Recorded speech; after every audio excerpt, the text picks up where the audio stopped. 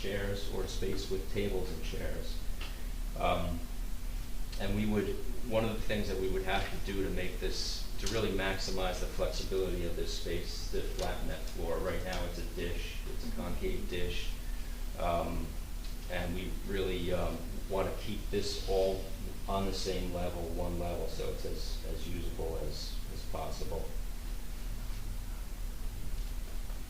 At the lower level, again, we have this elevator to take us down to the lower level and really start to connect the spaces, but give us the opportunity to separate them as needed. So again, the existing fellowship hall would serve as a medium-sized meeting space.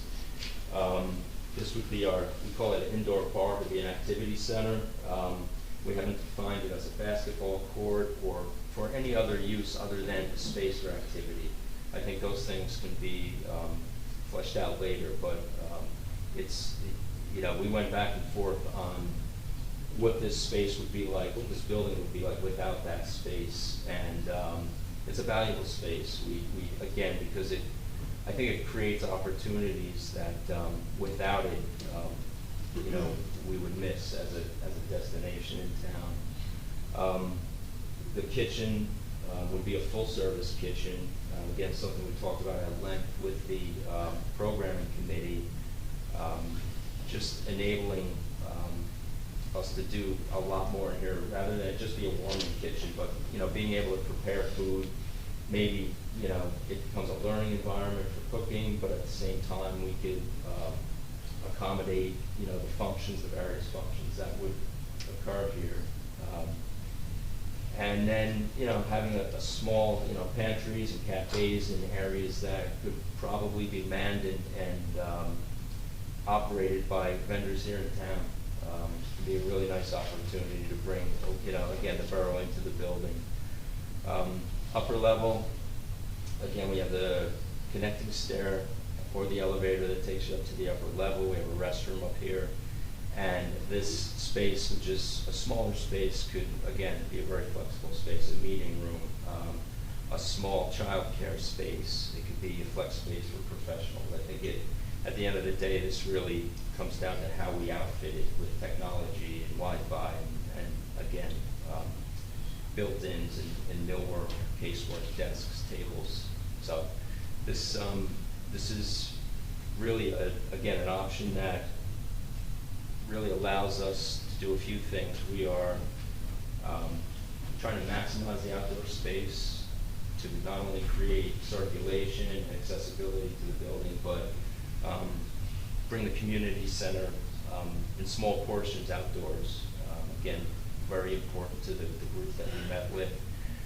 We're connecting the spaces vertically in a code-compliant manner, and we are, I think, doing everything. This option really is about celebrating the existing spaces and then again making them code-compliant, making them safe.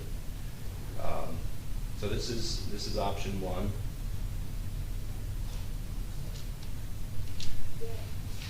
This is option two. So option two is,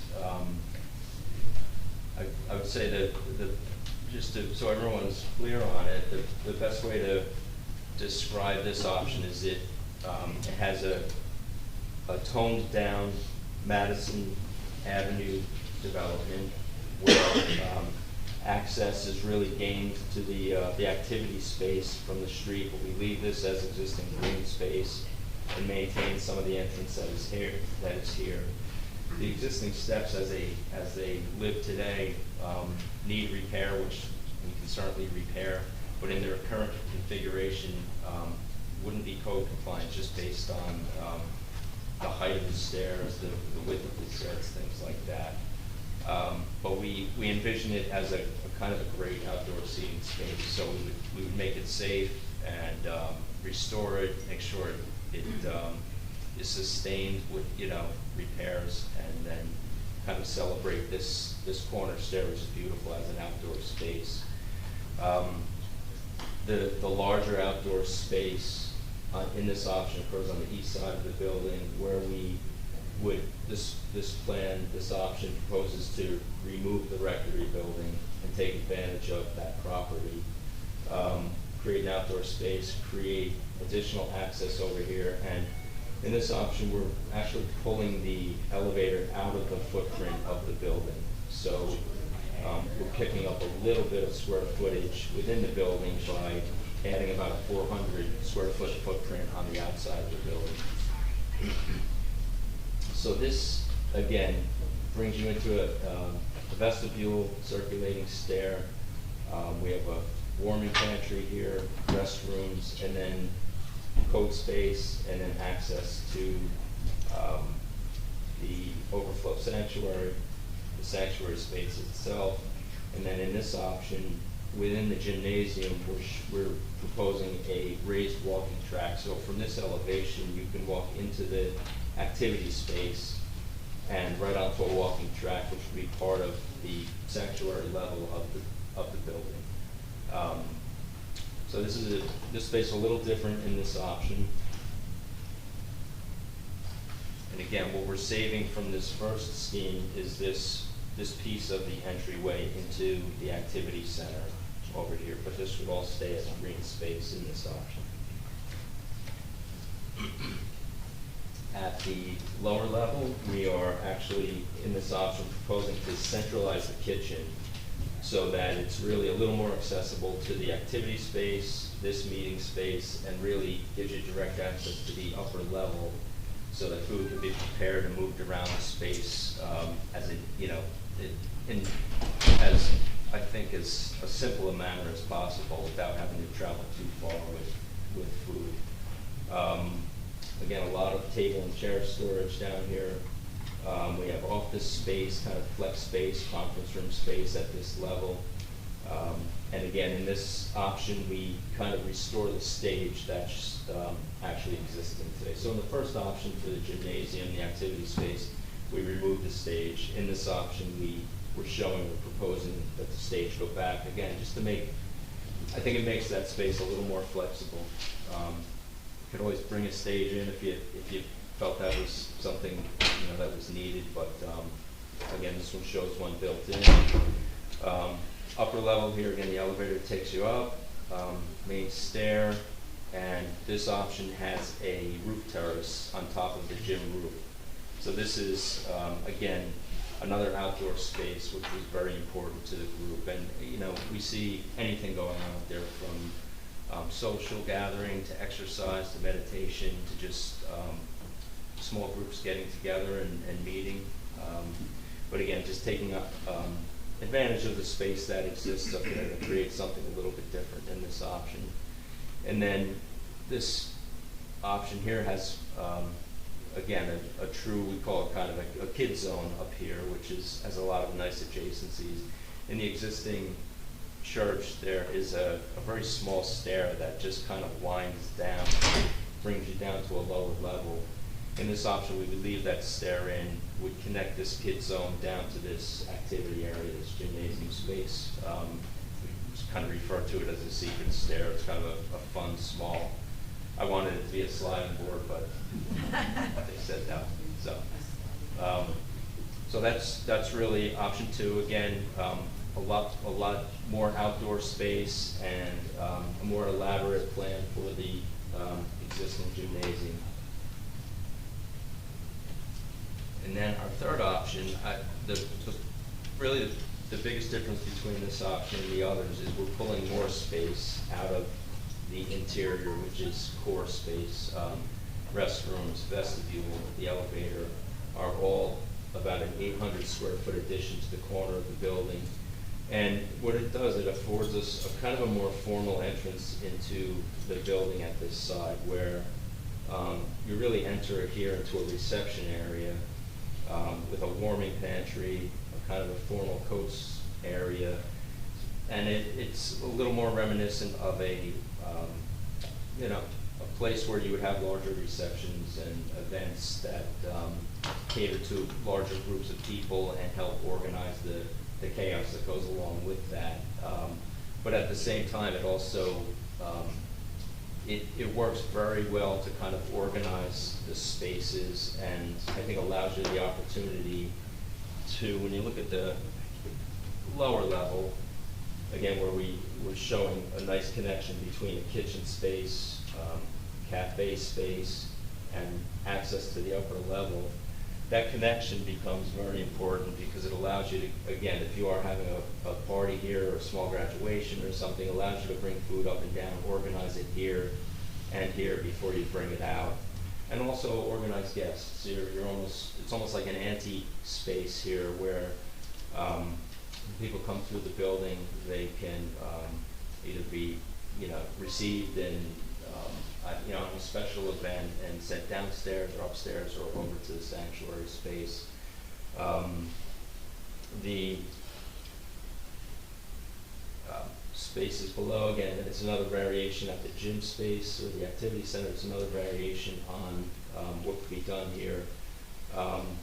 In all of these options, this space has a designated office for operations, so that whatever takes place here, somebody could run this. Somebody could, actually supervise the space, do the kinds of things you do, whether it's a gym or a place for indoor practices, things like that. But it's kind of a management space for the activity center. Again, this option, because we pulled some of the program out of the building, this has in addition to the kitchen, we have a cafe here again, which we envision possibly being operated by a town vendor or vendors who may really be able to do something, I think, great with a space like that. In all the options, the kitchen is much larger than it exists today. And again, we have a lot of storage and access for loading and entry, not unlike the entrances that exist today for the building. And then the upper level here, basically, again, a large meeting space that could be used in a variety of ways. But always, with a small restroom upstairs, space for storage, and again, a circulating stair.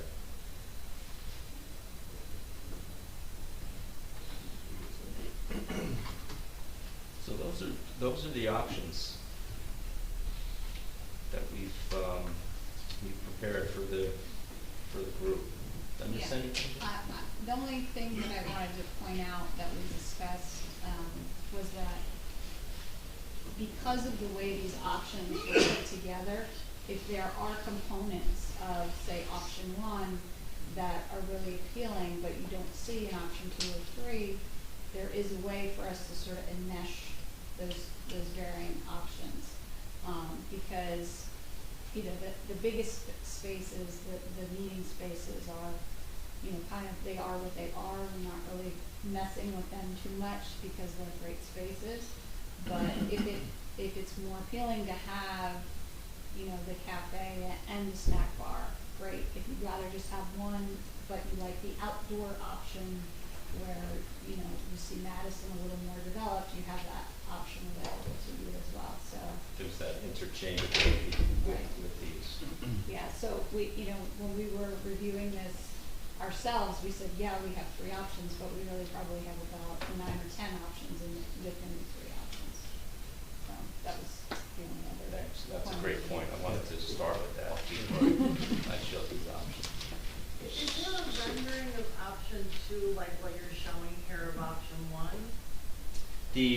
No, there isn't. There isn't. But this area is really identical, and this would remain almost as it is today, but with the renovated landscape and cleaned up. Right.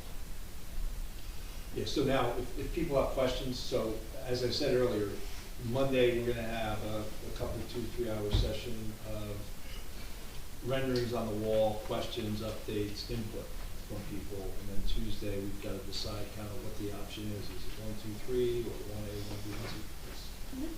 Just surprised. Yeah. Surprised with Monday, Tuesday, turn around on this? But I'll wait till public comment. Yeah. Okay.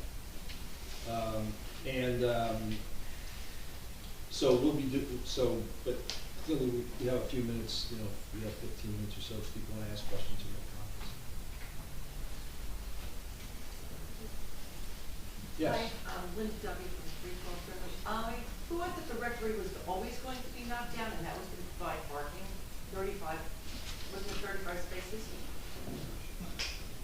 And I also You guys thought wanna the gym take was that? coming down, so You I'm wanna just take concerned that? about the parking. Sure. I'm concerned about the parking. No, so that's what the original last year it said. So what is it now? So last year, one of the questions we were trying to answer was, could we get parked, how do we figure out? No, what parking? was said that there would be 35 spaces. No, what we said was, if we took down the gym Yes, that's right. and the rectory, Right. that would afford us 31 parking spaces. So what is it now? So in this case, the gym is there in all cases, in all options. The rectory is only standing in option 1 and 2 or 3, it's outdoor space. So if your question is, where's the parking? That is one of the ones of this deal. So how many parking spaces? There's no parking on the site. Right. No parking on the site, okay. Rich, I think, could give you an answer for the study that he did, Right. right? So I think that you could Sure. explain to Sure. where we found with the parking. Yes, okay, so I'm gonna just go back to one of the existing plans.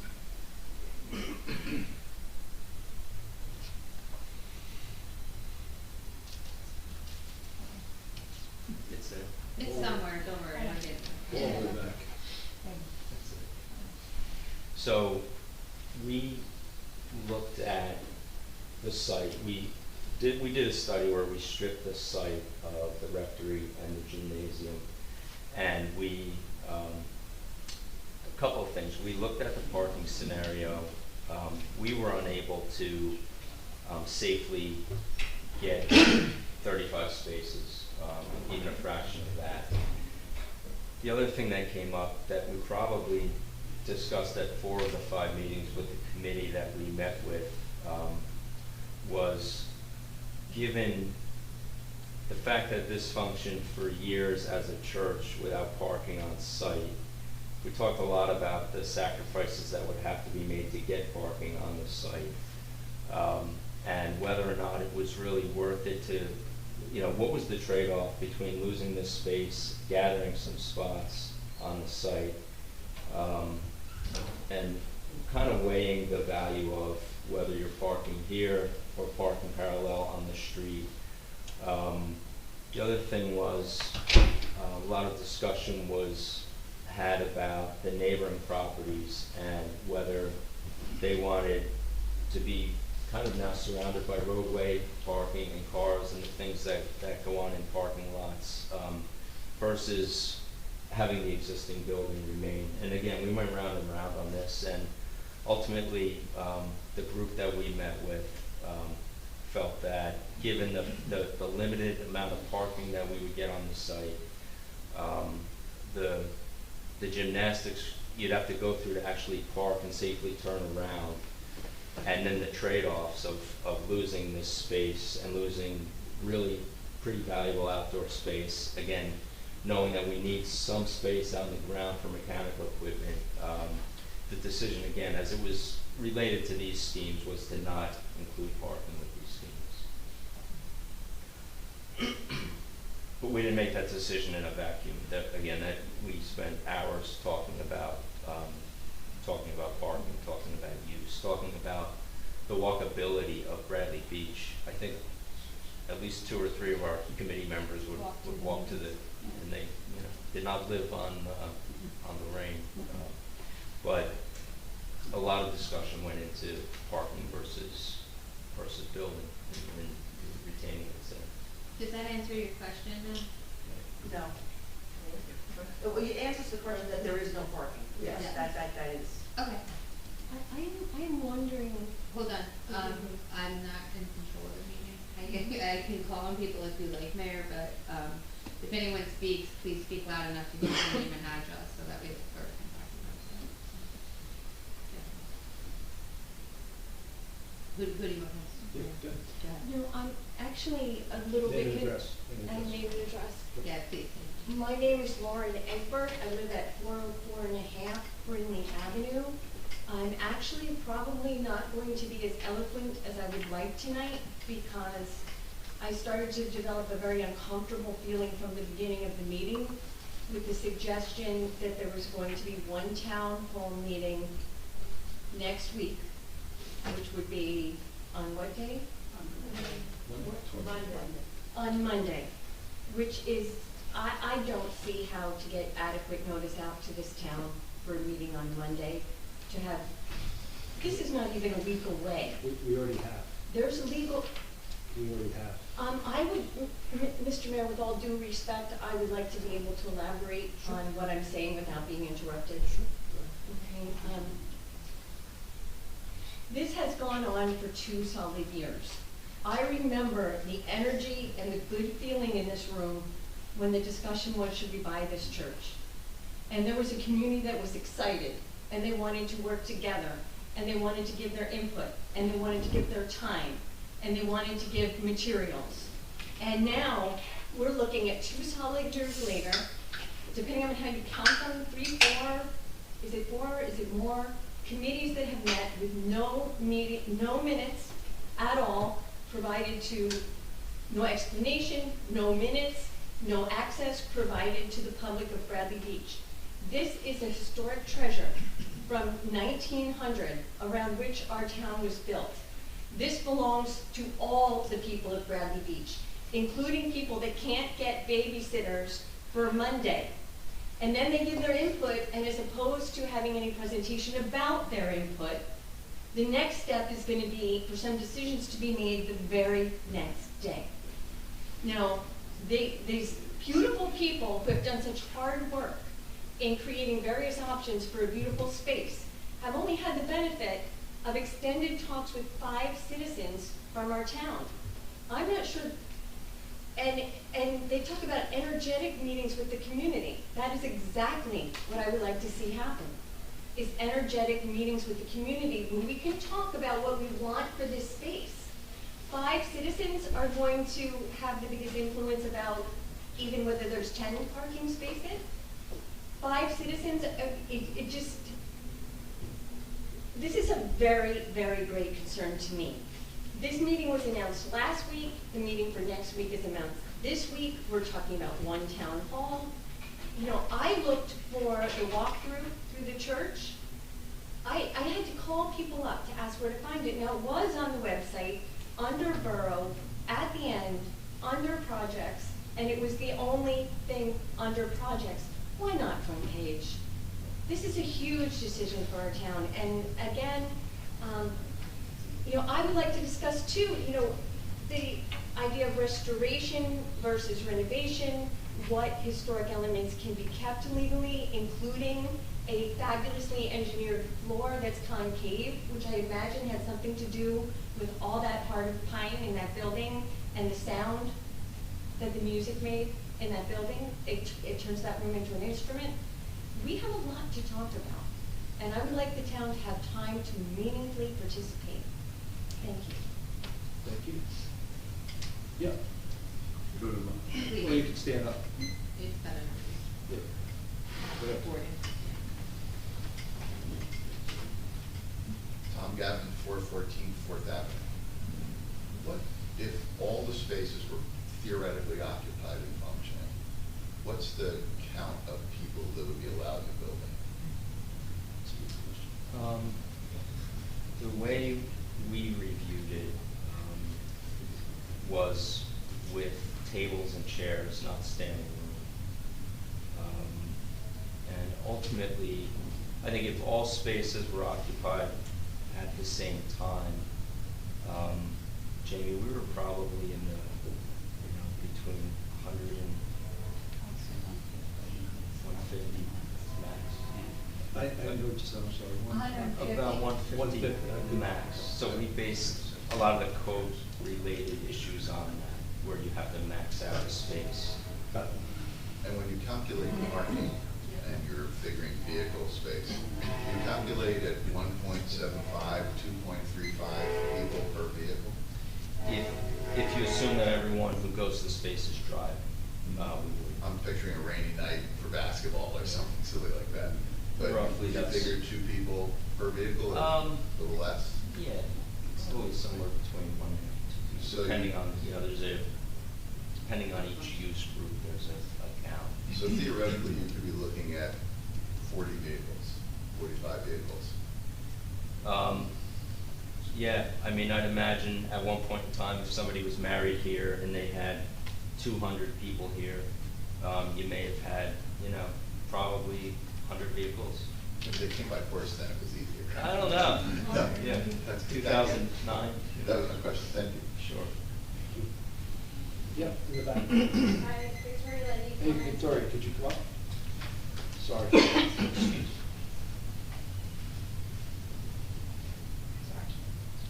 Victoria Lady, 419 Park Place Avenue.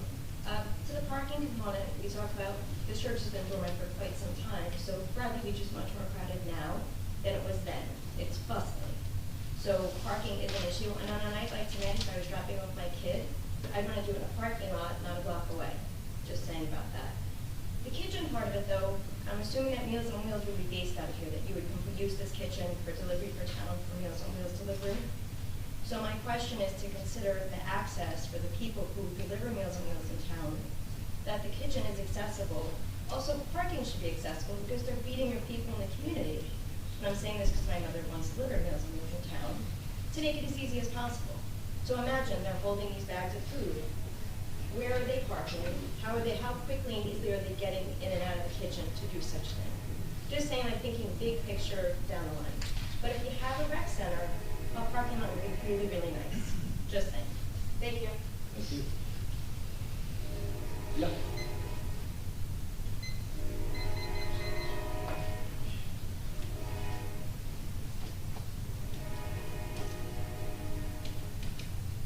Hi, I'm Bridget Devane. I live at 313 Lorraine Avenue. Full disclosure, I am Councilman Weber's wife, and I am the next door neighbor to this building. So I'm not going to be eloquent either, and this has been,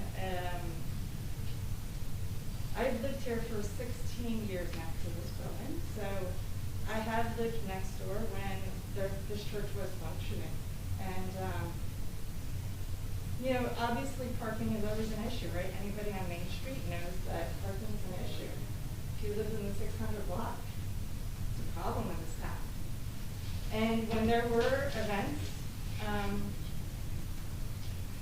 there were issues with parking, but there was an advantage to it as well. And the first time I walked into this church, I had a newborn baby, and I'm not a Methodist, but they welcomed me with open arms to come in. And I went to a child program with my son, and next door, in the other room, were senior citizens playing games. In the sanctuary was a priest talking with parishioners. And there were activities going on in the gym downstairs. And it was beautiful. It was amazing. And it was a community. And I miss it. I miss it tremendously, and I'm excited to see the work that you've done. This is inspiring, and I can't wait to see this place fixed. And I can't wait to enjoy it with all of you.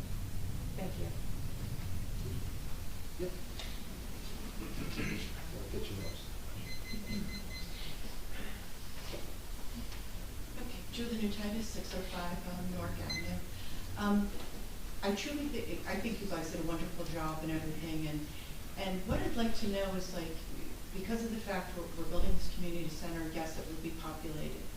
I don't think that this is enough time saying Monday night we're going to have a town hall meeting, and then we have to say Tuesday we have to make a decision. In all fairness, this has been going on for 2 years, so 2 years doesn't equate to 2 days to make a decision.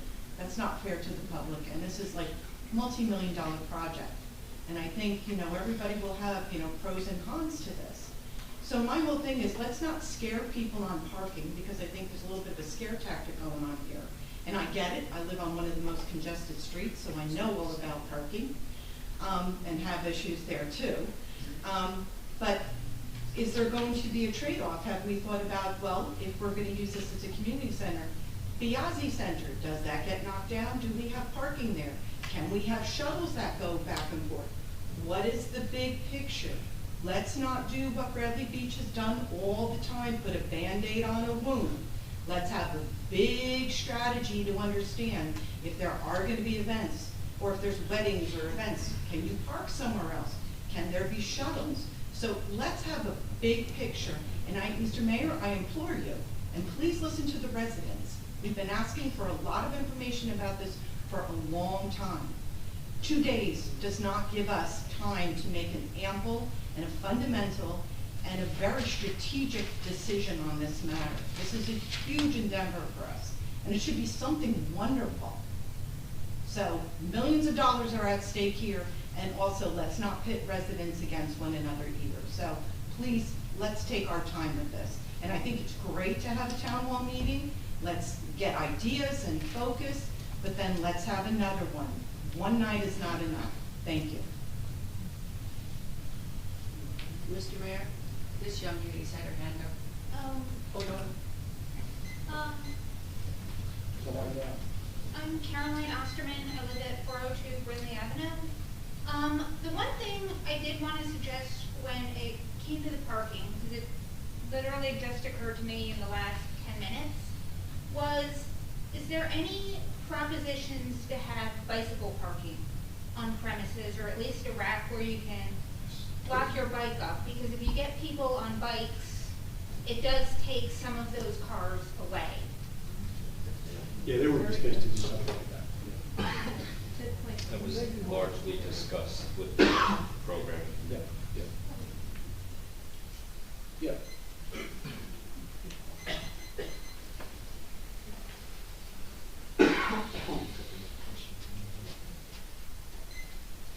Paul Nishampkin, 411 and a half Lorraine. I'd like to thank Mayor Fox and the council for passing an ordinance to pay for this very expensive study, which actually I think is terrific. And I think after 2 years, it's finally great to see some of the possibilities and to let the town know about those possibilities. I agree with those comments of a rushed process now. I don't think this is enough time to notify the population that we're going to have a meeting next week. And I think we need a much longer process to let the town review this and come up with some comments that would be useful before a vote. So I would really urge the mayor and council to try to keep this process stretched out a little bit longer. We've already had 2 years. We've gone through at least 3 different committees coming up with recommendations on what to do before we finally brought in professionals. We've had a lot of reports that only some of us have seen over the years. A lot of them have been rejected since, but a lot of people still are living on old information. I think we have a big communications process to go through here, and we shouldn't rush it. Thank you. Thank you. Terrence.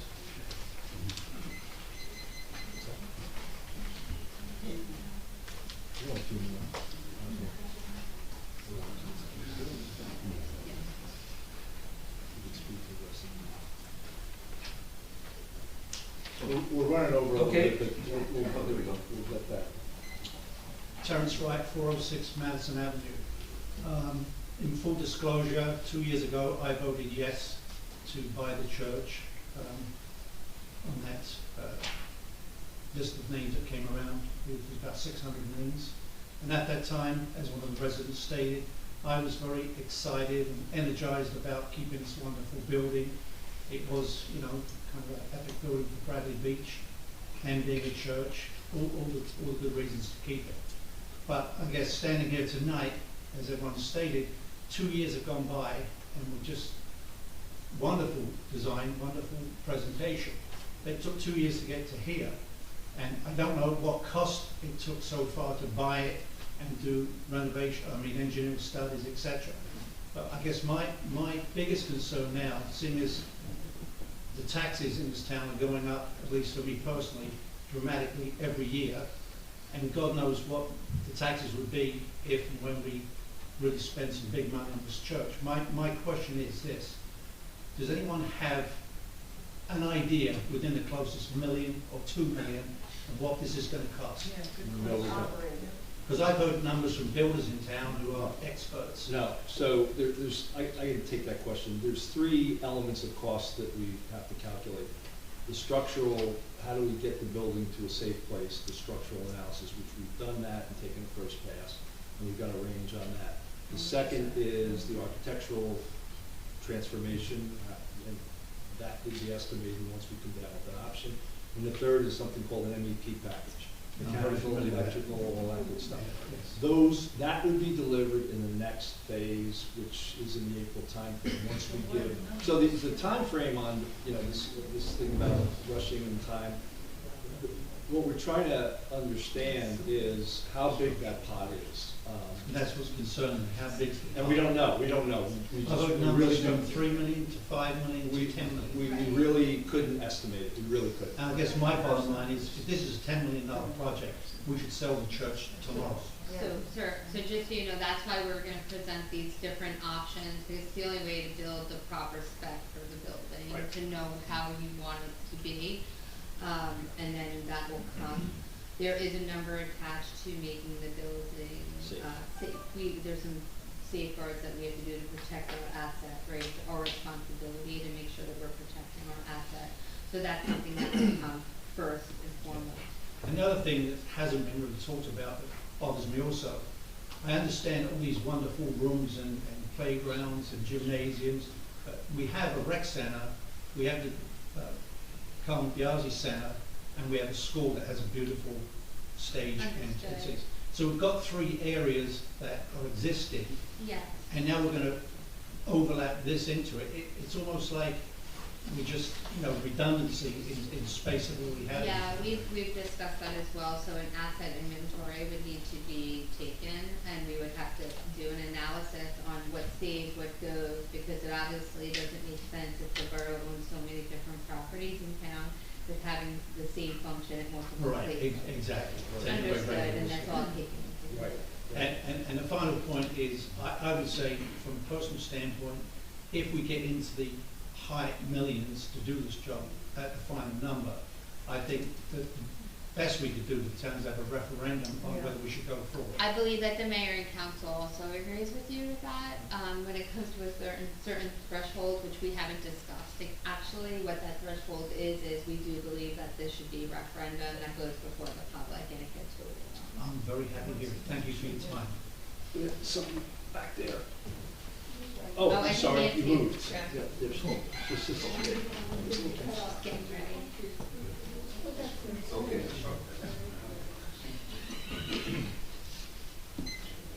Thank you. Jack Gentempo. oh, sorry.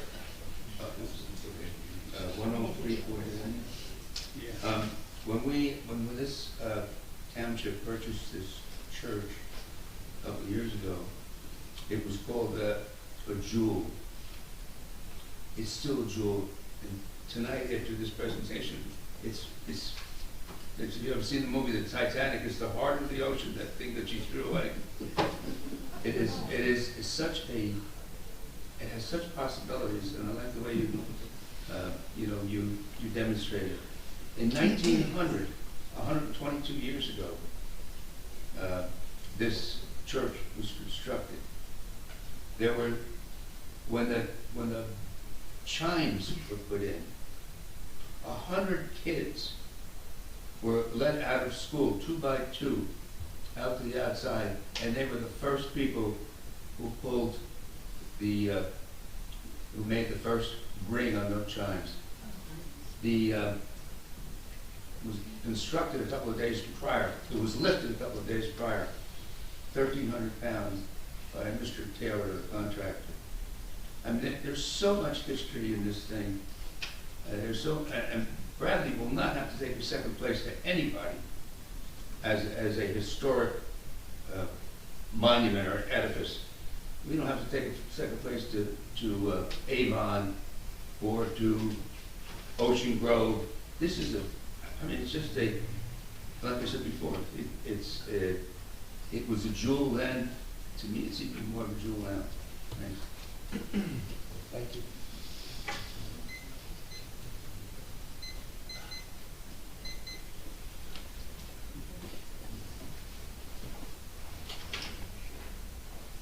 Nancy Meadow, Ocean Park Condos. I'm not going to reiterate what certain people said that I support, but first of all, I want you to know that for all the people you think you're reaching, the sound is not working and your viewers are not hearing anything.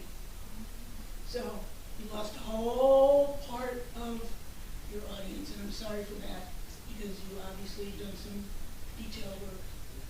I was also here that night when the vote was taken, and I remember sitting on the fence, so I didn't raise my hand or whatever. But I remember the then mayor, who should have recused himself because he worked for the company that owned the church. Like anything else, we just rushed into buying. So now here we are, rushing into making decisions Monday, talk quick, you'll ignore us anyways, and then on Tuesday, oh, this is what we're going to do. I realize that's the rather beach way, but I think you're hearing from these people at least, we've had it. We've reached our limits. It's not whether or not we want to go through with the project, it's that we think we have valuable questions to ask, and this is not the night or the forum to ask them. And once we have a dialogue on Monday, maybe we'd like to have another one the next Monday, because again, that's what dialogue does. It's give and take. It's having somebody's good idea, or weighing pluses and minuses. In addition, as to the gentleman said, now we're getting into some duplication of services. And who are the 5 people that were on this committee? I know that's been a top secret. I think it's time you let that out to the public. And, Not top secret. well, could you share? Yeah, the way the people were chosen. I didn't ask how they were chosen. I asked who were the people. Well, I'm going to answer the question, so if you could just hold on to it. I don't need a long answer. I'm not going to give you a long answer if you let me Well, you respond. interrupted me, so I'm just waiting for names. Why don't we wait? I'll tell you after the meeting. No, I want to hear. Sure, I can tell you. So the process was that there was a volunteer thing that went up in October that Ms. Humphrey put out there. I think about 10 or 12 people-ish responded. She interviewed people and chose 5 people. Those people were Rafit Kaplan, Lawrence Saracine, Mark Carlucci, Christine Dickler, and Robin Flipsky. So it took her October to find that out. Thank you very much. So it's not been a secret, so maybe you just didn't ask the question. Are Okay. they residents of the I'm sorry? town? Are they residents of the town? Yeah. Yes, through the process, I did make sure that everyone was a full-time resident. I wanted to see that the people, there was a neutrality, and there was actually an interview process. They came in to meet with me. All of our applicants were absolutely qualified, but some had more interest than the others. So I did want to try to make sure that there was knowledge about the project, but not a true interest in the project. And I have to tell you what a wonderful group of citizens, residents that partook in the project. It was wonderful. No one really knew each other, and by the end, it was wonderful to see the agree to disagree. It was a really great group. I gotta say, it was really I have no wonderful. doubt, Yeah. as is this group. Yeah, no, it was just wonderful. And I Yeah, just it can't was great. help but wonder why this committee was not posted on the website. So, now that we know the names, Yeah, and we know that a committee exists, perhaps you've heard the public and saying, we need more time. If you're going to spend our money, we need a lot more time. And not jump into this and then have to redo this because it wasn't what was feasible. Thank you. Thank you. Thomas J. Cohen, 612 3rd Avenue. The DI group did a great job. You guys have really 3 very nice situations here. I was just wondering, in terms of the additions you're adding on section 2 and number 3, 1 square footage was like 401. Is the other one the same, or it looks like it's a little bigger? One was 400, one was 800. So the option 3 was 800 square feet, so we pulled the restrooms out of the building footprint in that one. So And does that make it easier to meet code when you do it as all new work? It's, you know, so putting an elevator within an existing building is very challenging. Sure. Working outside of the building footprint, probably less expensive. Actually putting an elevator on as an addition than integrating one within the building. Similarly with the restrooms, probably, you know, you're working kind of unobstructed from other construction, you're protecting less, there's less interruption to the existing framing in the building, things like You that. can utilize the internal space for other things that you have. Okay. In number one, I didn't like the Madison Avenue frontage. It's a very narrow street. Your facade is phenomenal, but there's not going to be the right perspective to enjoy that. So I prefer the first two. But I did have a question for both of you. Have you reviewed our existing facilities, our existing rec center and our existing community center that we have? Some of the feedback that we received, like, so we talked a lot about this space as basketball, space for basketball. And some of the feedback that we got from the committee was that, look, we have a basketball court, we have 3 of them basically in town. And they're underutilized as it is. Why are we going to add another basketball court to this building?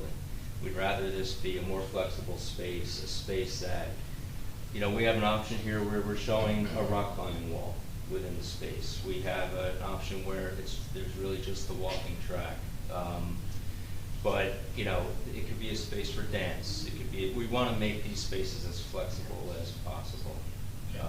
So, yeah, we did. We did take a good look at and had a lot of discussion about what else exists in town, how it's used. But have you looked at the ones we have in our current community center across the parking lot? And did you go in those buildings? Yeah, so we met often in the community center, I yes. just want to make sure you saw what we're working with now.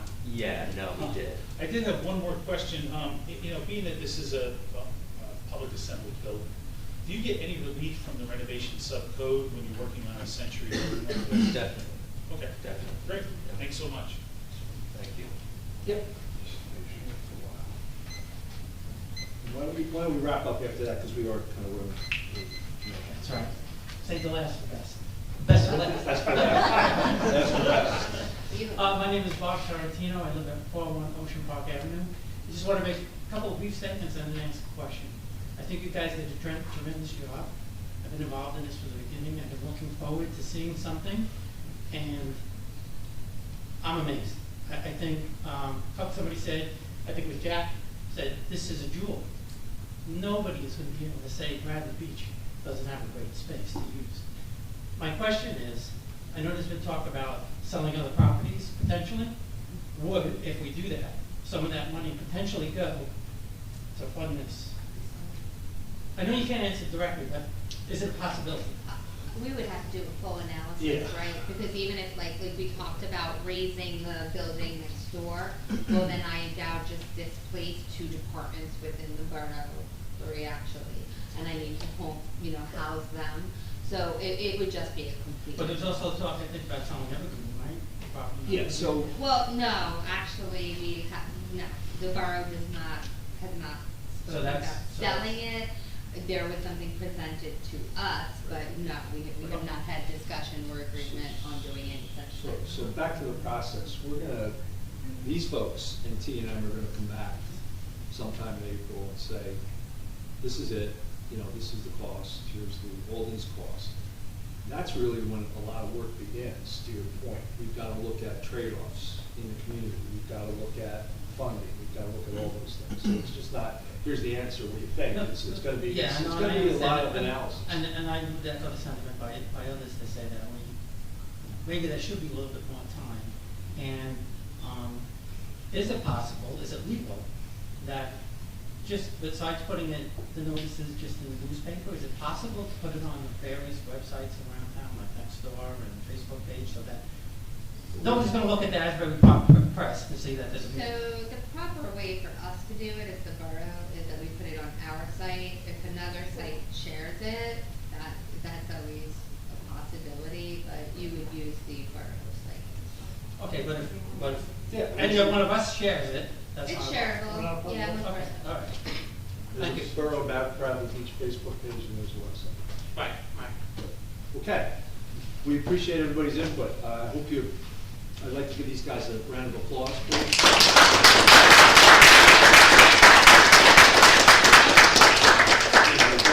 Done a really great job, T&M also, and you know, we're not in a position to review the structural stuff because we really don't want to mislead people on costs. So we need to get the structural cost and then the cost of transformation, which we'll get sometime in April, depending on when we pull the trigger. Okay? So really appreciate your time. You can take the TV as advice. Just we'll start back up in just maybe about 2 or 3 minutes. I'm sorry. Are there any emails relative to this? Oh, there are. Okay, then why don't you cover those? I'm sorry. Okay, that's okay. Okay, so first email I have is from Eric Gittimer at 420 McCabe Avenue, and he sent 2 emails. First one, I received an email today in regards to the upcoming council meeting. I am new to Bradley Beach, but certainly have taken a great interest in all of the exciting issues that have occurred since we became tax-paying homeowners. I tried to watch many of your Zoom meetings, and it helps to keep me engaged and knowledgeable about this wonderful little town. It is so disappointing to find out that this upcoming meeting regarding the church is only in person at the Borough Hall. I am not sure how big the Borough Hall is and how many people can fit there and feel safe in regards to social distancing. I still have great concerns avoiding COVID, but I imagine you could get more people involved if the meeting was also held via Zoom, as all of your meetings have been since we purchased in 2020. This meeting would have a particular interest to me since I am an architect and may have keen insight to what is being presented and maybe not, possibly be locked out when you can easily put this on Zoom, especially since you just upped your membership status to allow more participants. I hope you reconsider and make this important meeting in regards to lovely Bradley Beach future more accessible to the public. Second comment by R. Gittimer. Thank you for sharing the package of drawings with the community. I have some thoughts and questions regarding the proposals. Sorry.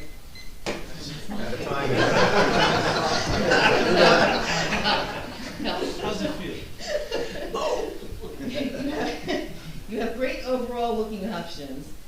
In regards to all of the options, why would you not propose to eliminate all of the columns in the lower level meeting room designated as room 10? This would provide for greater flex space and seem like a great value.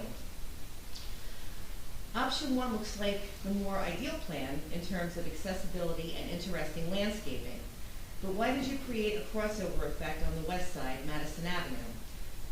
With the ramps traffic crossing over the stair pathway, does that not seem like a safe line of egress? Also, in terms of ramps, I'm not sure you have shown enough ramp to get to the front entry, given the fact a ramp can only have 30 inches rise per segment. None of the options seem to show the flared out base of the corner entrance, Lorraine and Madison, which you would push all of your site work towards the street about 4 feet. Are you planning on reconstructing this beautiful existing structure to accommodate your proposal? If option 2 is taken, I see you are demolishing the house next door on Lorraine. Maybe it is already gone, but why would you do this for just an entrance? Option 2 also shows the entrance on the east side of the building. Shows what appears to be an approximate 6-foot wide stair opposite to the entrance of the main level with 2 narrower stairs going to the lower level. I think this is most likely wrong, since the minimum stair width would be required to be 44 inches, which would make this impossible given the scale of the drawing. And then, that being the case, it would not be a very gracious feeling entrance. Second comment, Chris DeLuca of 318 Brinley Avenue. Please let this part of historic Bradley Beach recede into the past gracefully. Let us not turn this once glorious gem into a resource eating gluten of the community. We need to move our town forward. It may be uncomfortable, but please let it go. Gary Kudwit, 412 Brinley Avenue. Is the goal to build a community center or to preserve the church? If the goal is to build a community center, will there be an effort to preserve the church? To what extent? It would be great to have a clear mission statement so the community is united in the goal. Jeff and Gail Osterman, 402 Brinley Avenue. I hope you will include my comments and questions at your meeting tonight. I am sorry we are not in town tonight to attend the meeting. We are delighted that you will be discussing the proposed community center, which could be a tremendous asset to Bradley Beach. When you get to developing the next level of plans, we hope that some of inherent architecture features on both the exterior and interior will be preserved.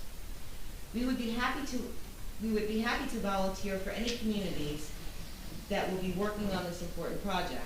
Thank you again for your diligent work. Next comment from Kathleen Heaney of 303 Fletcher Lake Avenue. Where is the parking in the program? Next one, Kathleen Heaney. Have or will the cost of running this center also been considered before proceeding? Okay, great, thank you. Once again, thanks everyone. We'll start up at 8 o'clock sharp.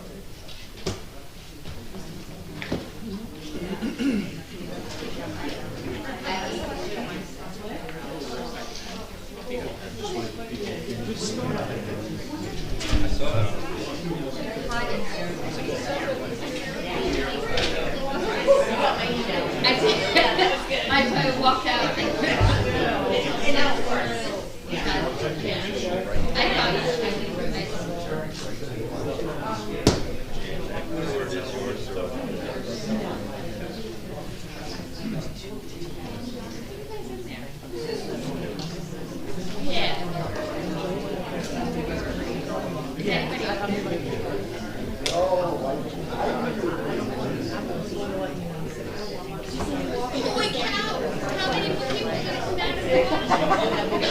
Did you see me walking to this thing on the way?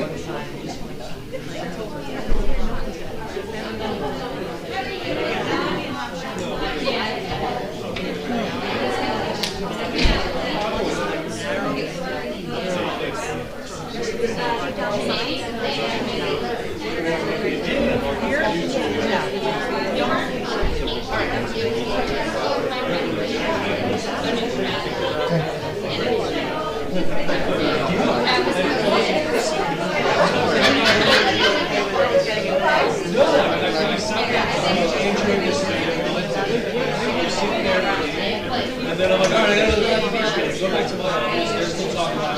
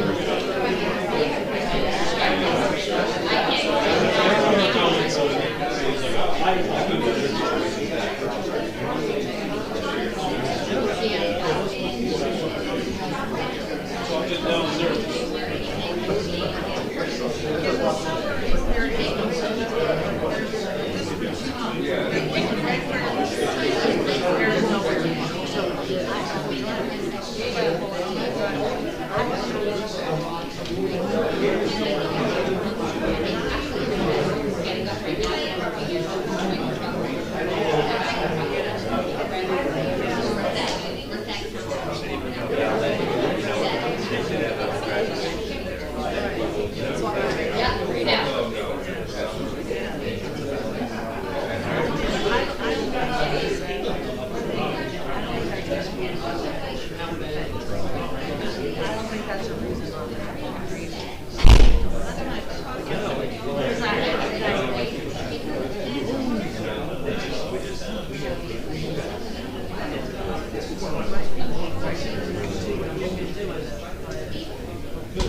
It'd be hard to get past people. That's what I like to do. All right, folks.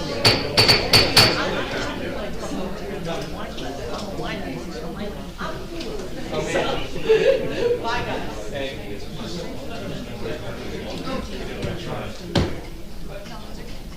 I forgot to get Steve's information.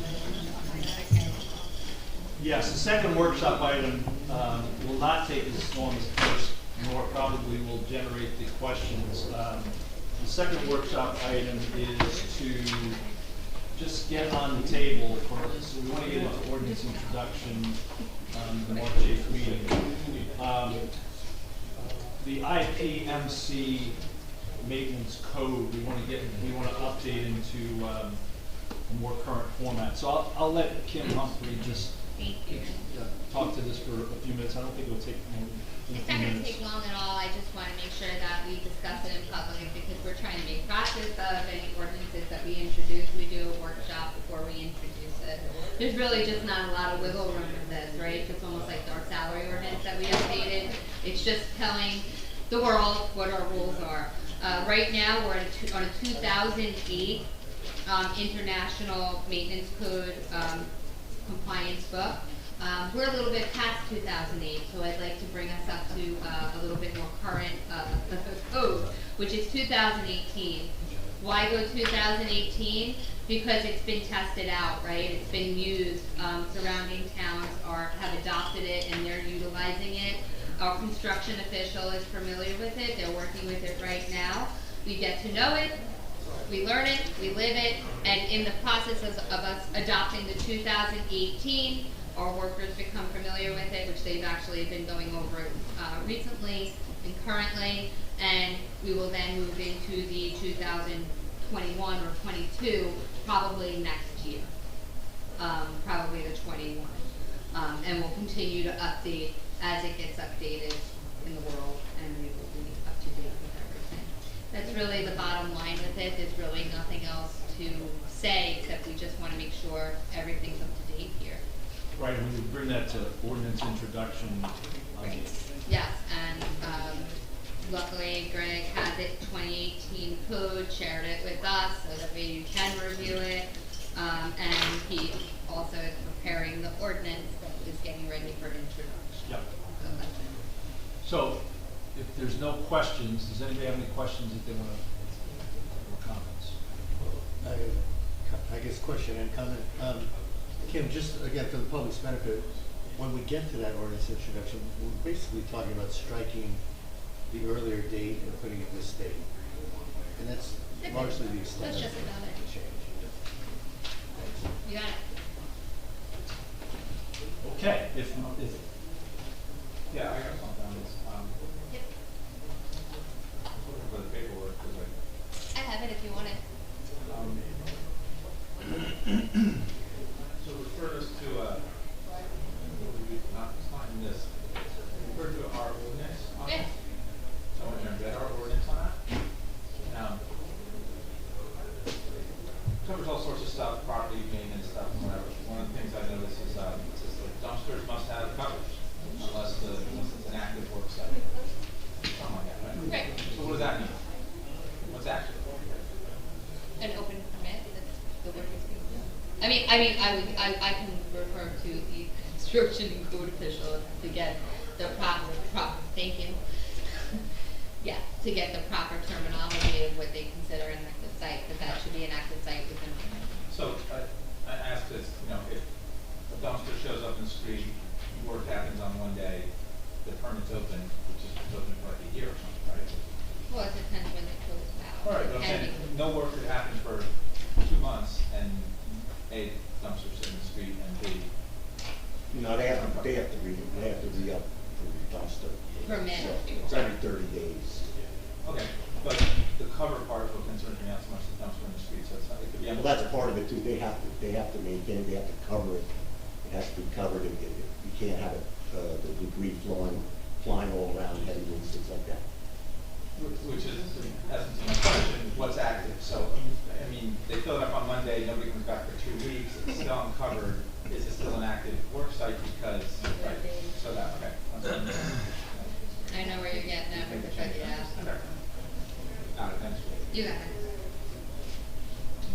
Okay, any other questions? Okay, we'll move on to, One question. Yeah. Never seen a covered dumpster. Actually, what usually happens is they get covered when they're taken away. Exactly, so you could have something out there for weeks and debris Okay. flying all over. So- Agreed. Yeah, but Because it happens. they're responsible, and if things start flying out, then they'll get a summons, it's that simple.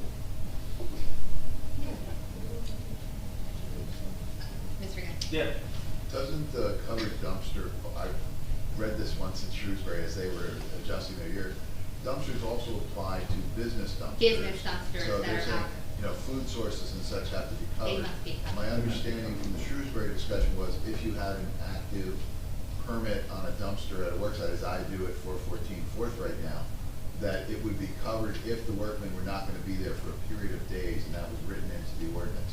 So for instance, if my guys were not gonna be there for 2 weeks, I would be expected to have a cover on it then, but not while they're there every day or so. Okay. Or if it's not, it doesn't matter even if they're there, if it's flying out of the Yes. dumpster, they're responsible, period. If I was doing the insulation, it was blowing all over, that'd Exactly be a right, problem. exactly right.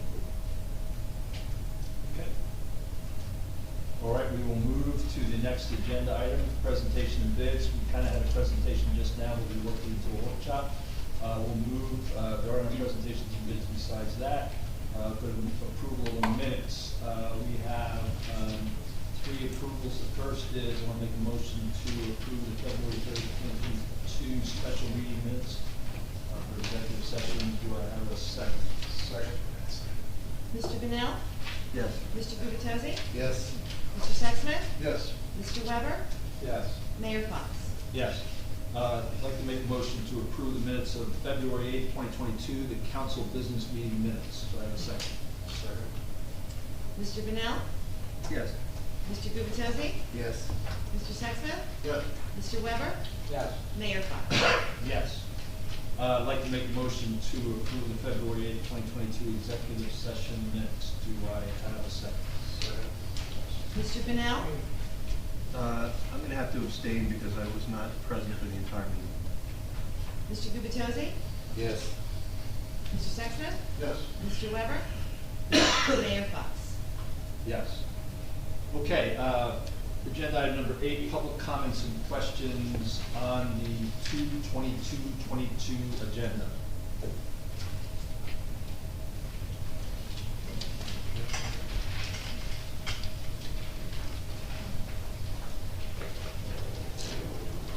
Thomas J. Cohen, 612 Third Avenue.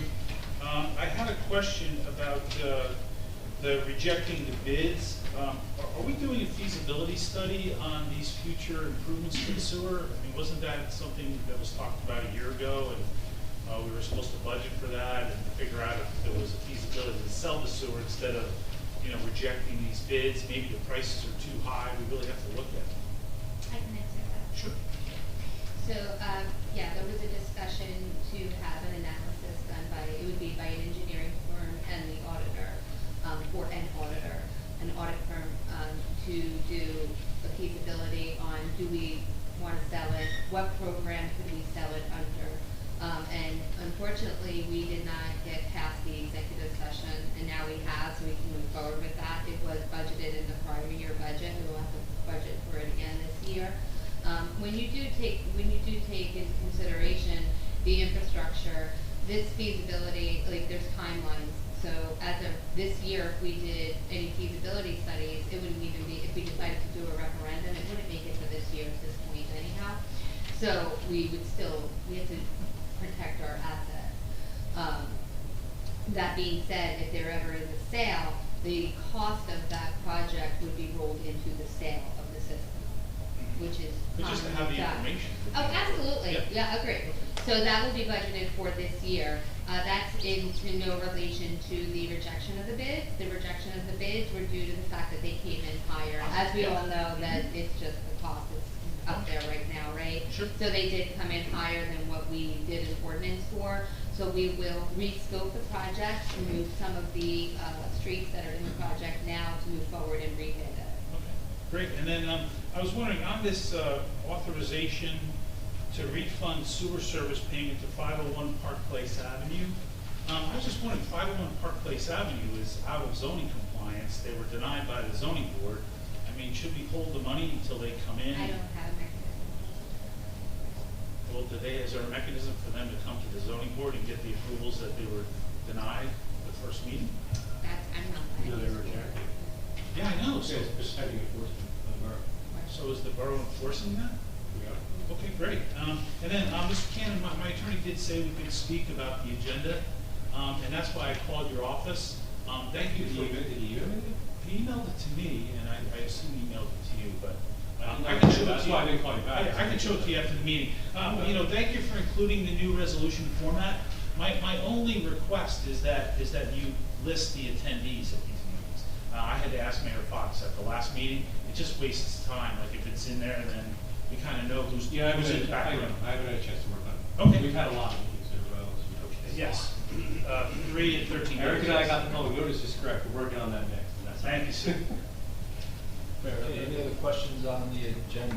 If not, doesn't look like there is, we will move to ordinances. We have no ordinances for introduction or adoption tonight. Communications, there are three, two would like to move to the consent agenda. The first is community development. We had a code enforcement resignation of Lawrence O'Daniel and increase in hours for Paul Murphy. We can't hear you. Can't hear you. Oh, I'm sorry, can't hear me? No. How about now? Yes. Okay, that's a good one, problem, yes. Okay, under, I'll start over, communications and community development, we had code enforcement resignation of Lorenzo Dangler and increase in hours for Paul Murphy to cover that, and Paul's also covering some other elements of community development.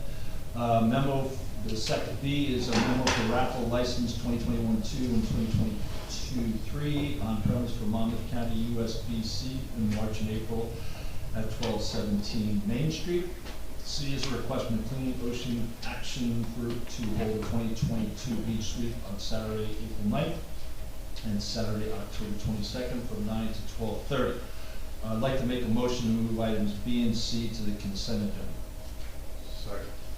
Mr. Vanel? Yes. Mr. Gubatose? Yes. Mr. Sexsmith? Yes. Mr. Weber? Yes. Mayor Fox? Yes. Okay, on agenda item number 11, we have the consent agenda, and on that consent agenda, we have a number of items.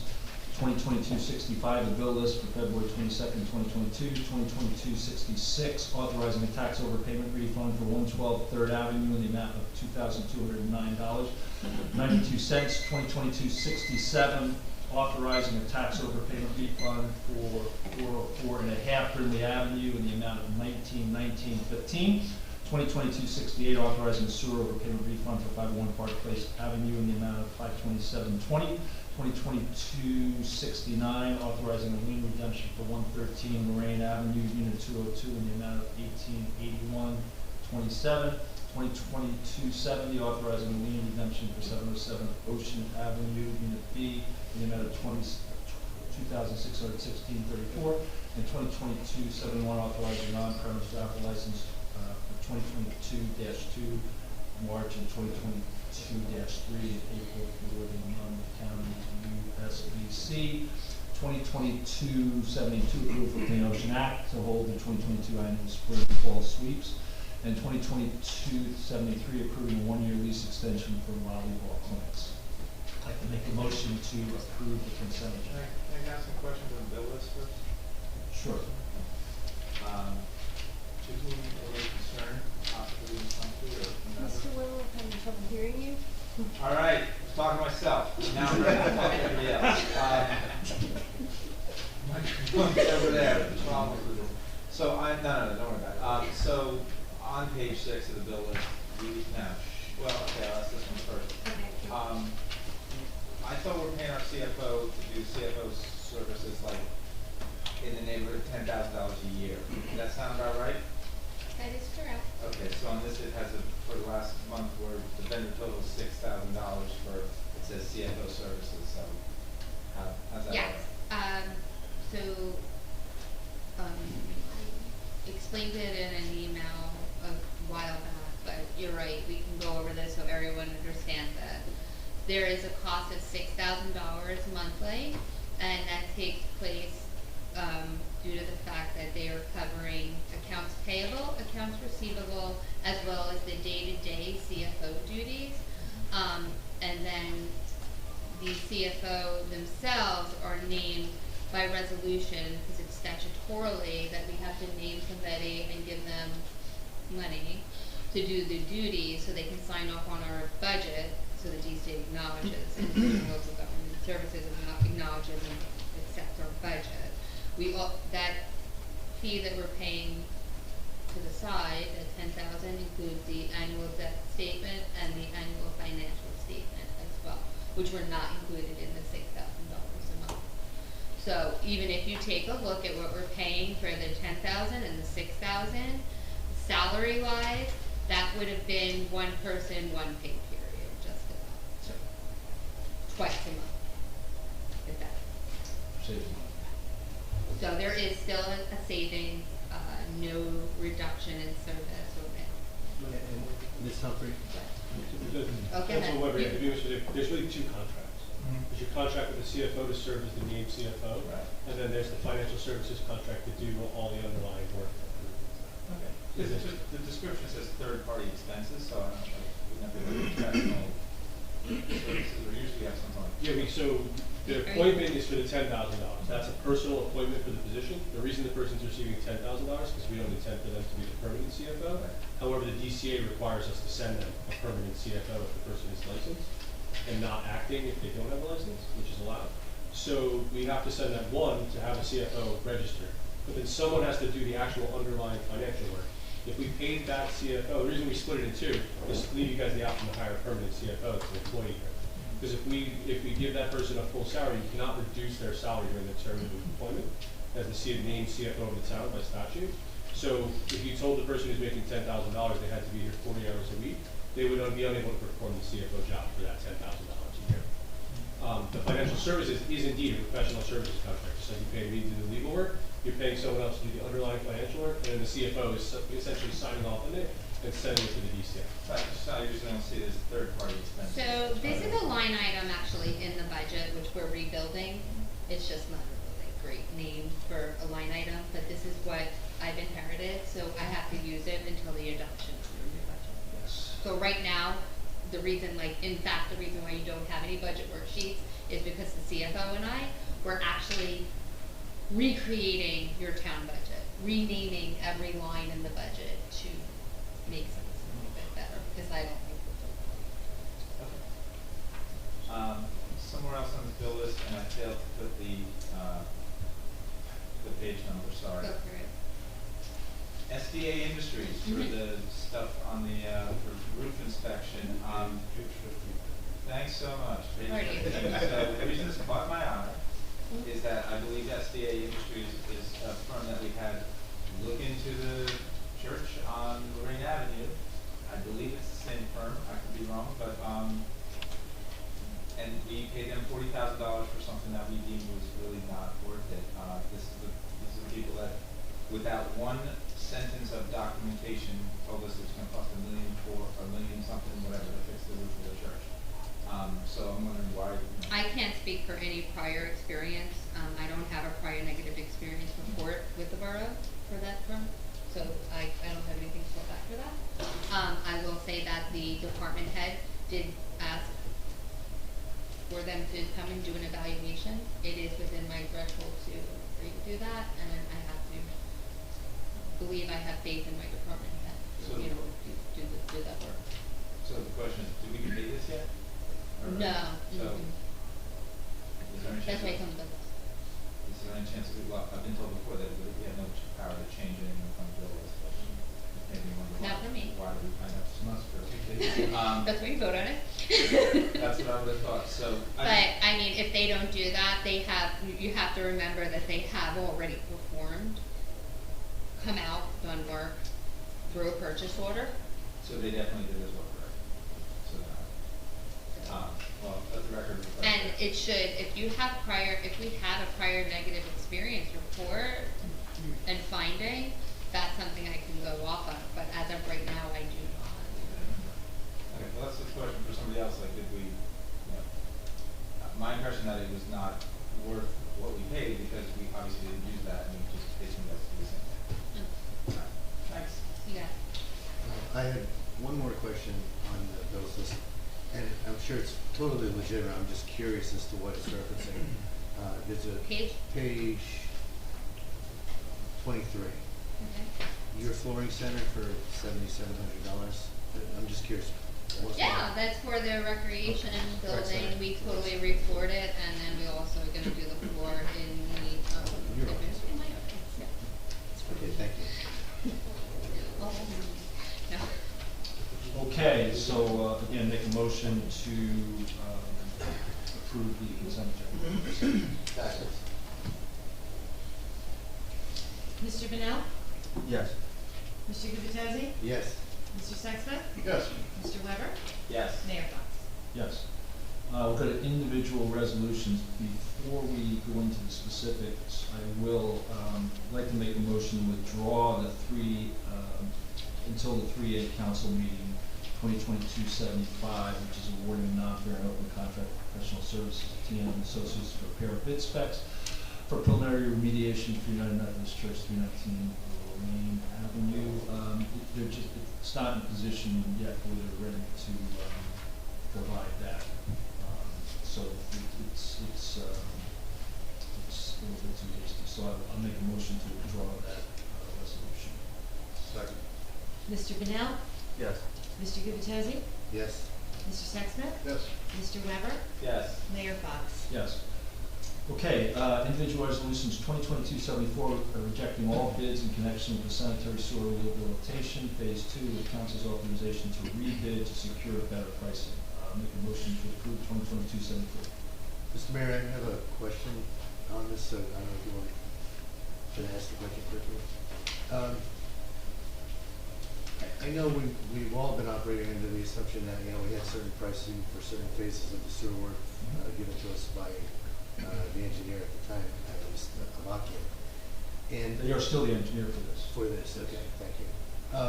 And my question is, I'm under the impression we're about to discuss shrinking the scope of the work to match the fees we've already appropriated. But obviously, if there are 4 or 5 phases remaining from the original 5 or 6, that means that the estimates per phase, the other phases would probably increase further. Is that correct? Well, that's assuming the market goes up. If it No, goes down. I'm sorry, Kim, I don't mean the market, I just mean the scope. If we were doing, I'm making this up, 5 streets, and to make it fit our dollars, we're gonna do 3 streets, we still have to do those other 2 streets at some point. So, I mean, market aside. So you're not talking material, or you're talking professional services? Just talking streets. I'm talking the scope, personally, Yeah. the materials, professional services all rolled in to get the sewer repaired. So I guess my only question is, I think as a council, we can certainly go through with this particular vote, but it strikes me that we're kind of a little flailing in the dark here, because these quotes came in almost double what we expected them to be, right? Not double. What did we appropriate, $4 million? No, it was like 4.6. 6, and it came in Okay, so about 2. So the lowest was close, but the high end was Well, highs were close. significant, yeah. Type numbers are just really So we're gonna, presumably we'll vote to make the scope reduced to fit what we've appropriated. But just the concern I just wanna raise for the council is that we really need to kind of step back and better anticipate what the remaining scope and fees are likely to be. And my sense is the dollars we've been working with are probably no longer accurate. At this time, I would agree At this with the time, yeah. statement. Okay, thank you. Sorry to interrupt. Yeah. Okay, so motion for 2022-74 to accept. Second. Mr. Bennell? Yes. Mr. Gubatesi? I'm going to vote no because I'd like to have a better understanding of what the broader implications are for our sewers before I would want us to continue forward with the new RFP. Mr. Sexsmith? Yes. Mr. Weber? Yes. Mayor Fox? Yes. 2022-76, professional contract appointment for a deferred compensation financial advisor. Make a motion to approve 2022-76. Mr. Mayor, can I ask you a question about this one? There's no dollar amount in this. Right? Great. So this is not a dollar number award for the borough. This is actually a deferred compensation plan for the employees to put money into. We don't contribute to that. But you need approval to do so, right? We have to acknowledge the fact that, yes, you can work with this company. This is, as in the past, just cleaning things that already exist that we want to do. But this advisor, Ms. Humphrey, is paid from the assets. The employee. Yeah, they're Fund not paid by They're the not, borough. yeah, unlike LoSAP. Okay. Thanks. Okay, so 2022-76, make a motion to approve. Do I have a second? Second. Mr. Benel? Yes. Mr. Gubatose? Yes. Mr. Sexsmith? Yes. Mr. Weber? Yes. Mayor Fox? Yes. 2022-77, appointing Anthony Menino as Chief Financial Officer for a 4-year term. This has to do with statutory requirements. So I'll make a motion to approve 2022-77. Second. Second. Mr. Benel? Yes. Mr. Gubatose? Yes. Mr. Sexsmith? Yes. Mr. Weber? Yes. Mayor Fox? Yes. 2022-78, approval of temporary emergency appropriations for the current fund. Do I have, I'll make a motion to approve. Do I have a second? Second. Mr. Benel? Yes. Mr. Gubatose? Yes. Mr. Sexsmith? Yes. Mr. Weber? Yes. Mayor Fox? Yes. Okay, well, there are no announcements, so we'll go to mayor and council reports. Councilman Benel. I don't have a report tonight. I've been a little busy at work. I apologize for that. I will make up for it at the next meeting. Okay, thank you. Councilman Gubatose. I do. I have an update on Sylvan Lake. I serve as a liaison for Sylvan Lake. And a large team of professionals, including engineers, professors from Kean University, municipality representatives from both Avon by the Sea and Bradley Beach, are working together to secure funding for work to be performed to restore Sylvan Lake. This work would include dredging, built-up siltation, and confining contaminated soil by utilizing environmentally friendly geotubes. At least that's the plan at this point. The plan is to develop a grant application working with students from Kean University who will assist with soil sampling and measuring siltation buildup. Separately and simultaneously, our VA, Ms. Humphrey, is working with Biagio Capone, our head of public works, to assess needed repairs to the Sylvan Lake bulkhead. This wooden bulkhead has been slowly deteriorating, collapsing over many of the past years. I also wanted to comment regarding my pledge to the public in our last business meeting held February 8th. In that meeting, I made a pledge to the public that I would begin to push for workshops that would increase transparency for the public in a number of areas. These workshops would provide the public with an opportunity to share in our council's review of important issues to Bradley Beach. Listen to council discussion and provide feedback and input. I read a list of examples back on February 8th, and I have already submitted an expanded version of that list to our council president, Mr. Sexsmith. Tonight, in an effort to assure that at least one of these issues is included in our next meeting agenda, I would like to formally make a motion. And the motion is a motion that we include a public workshop for our next regularly scheduled council business meeting, which should be March 8th. This workshop will focus upon possible opportunities to establish Zoom for all meetings, or possible opportunities to establish Zoom-like interactive capabilities, including virtually unlimited public interactive access to all future meetings. That is my motion. Is there a second? Second. Before we vote on this, could I ask you a couple of questions there, Mr. Cannon? Sure, absolutely. I guess the first one is, well, what it deals with is that in our chapter 5 for conduct of these meetings, I believe it states something along the lines of the mayor approves the agenda, right? That's correct. Knowing that that's sitting there in chapter 5, can councilman Dugatossi do that and not just have it overridden by the mayor? So, a lot of boroughs have the same provision that you guys have in chapter 5. It says something along the lines of the mayor reviews or approves or sets the agenda for the council meetings. It's actually in conflict with the statute that appoints Erica, which is NJSA 48:9-133, which is the clerk statute. And so the clerk statute says that, forgive me if I'm not quoting this directly verbatim, but it says the clerk shall produce or prepare the agendas at, quote, the discretion of the governing body. And I know I'm aware of your code provision. There's one in Red Bank where I'm the borough attorney as well. There was one in Allentown where I was the borough attorney as well, where the mayor controls the agenda in the old Wheatberry boroughs. All the original codes from 77 had that. But that puts the clerk actually at odds with the appointing authority, all 5 of you, and her statute. So I have no different kinds of suggestions in different places. Obviously, one is to change the ordinance, not necessarily necessary. In Red Bank, for example, any standing committee or majority of the council can place anything onto the agenda, and the mayor simply gets a final review on Friday, but cannot remove any of the items that the council put on there. Because if you think about it, this is really a legislative meeting, so the notion that a majority of the legislators can't talk about what they want to talk about at their meeting doesn't make a lot of sense in light of the code provision. But administratively, it makes a lot more sense for the mayor, who's got to chair the meeting and sit here and run everything, to have the final look at the agenda. So that's why you kind of get this conflict of laws in the arena.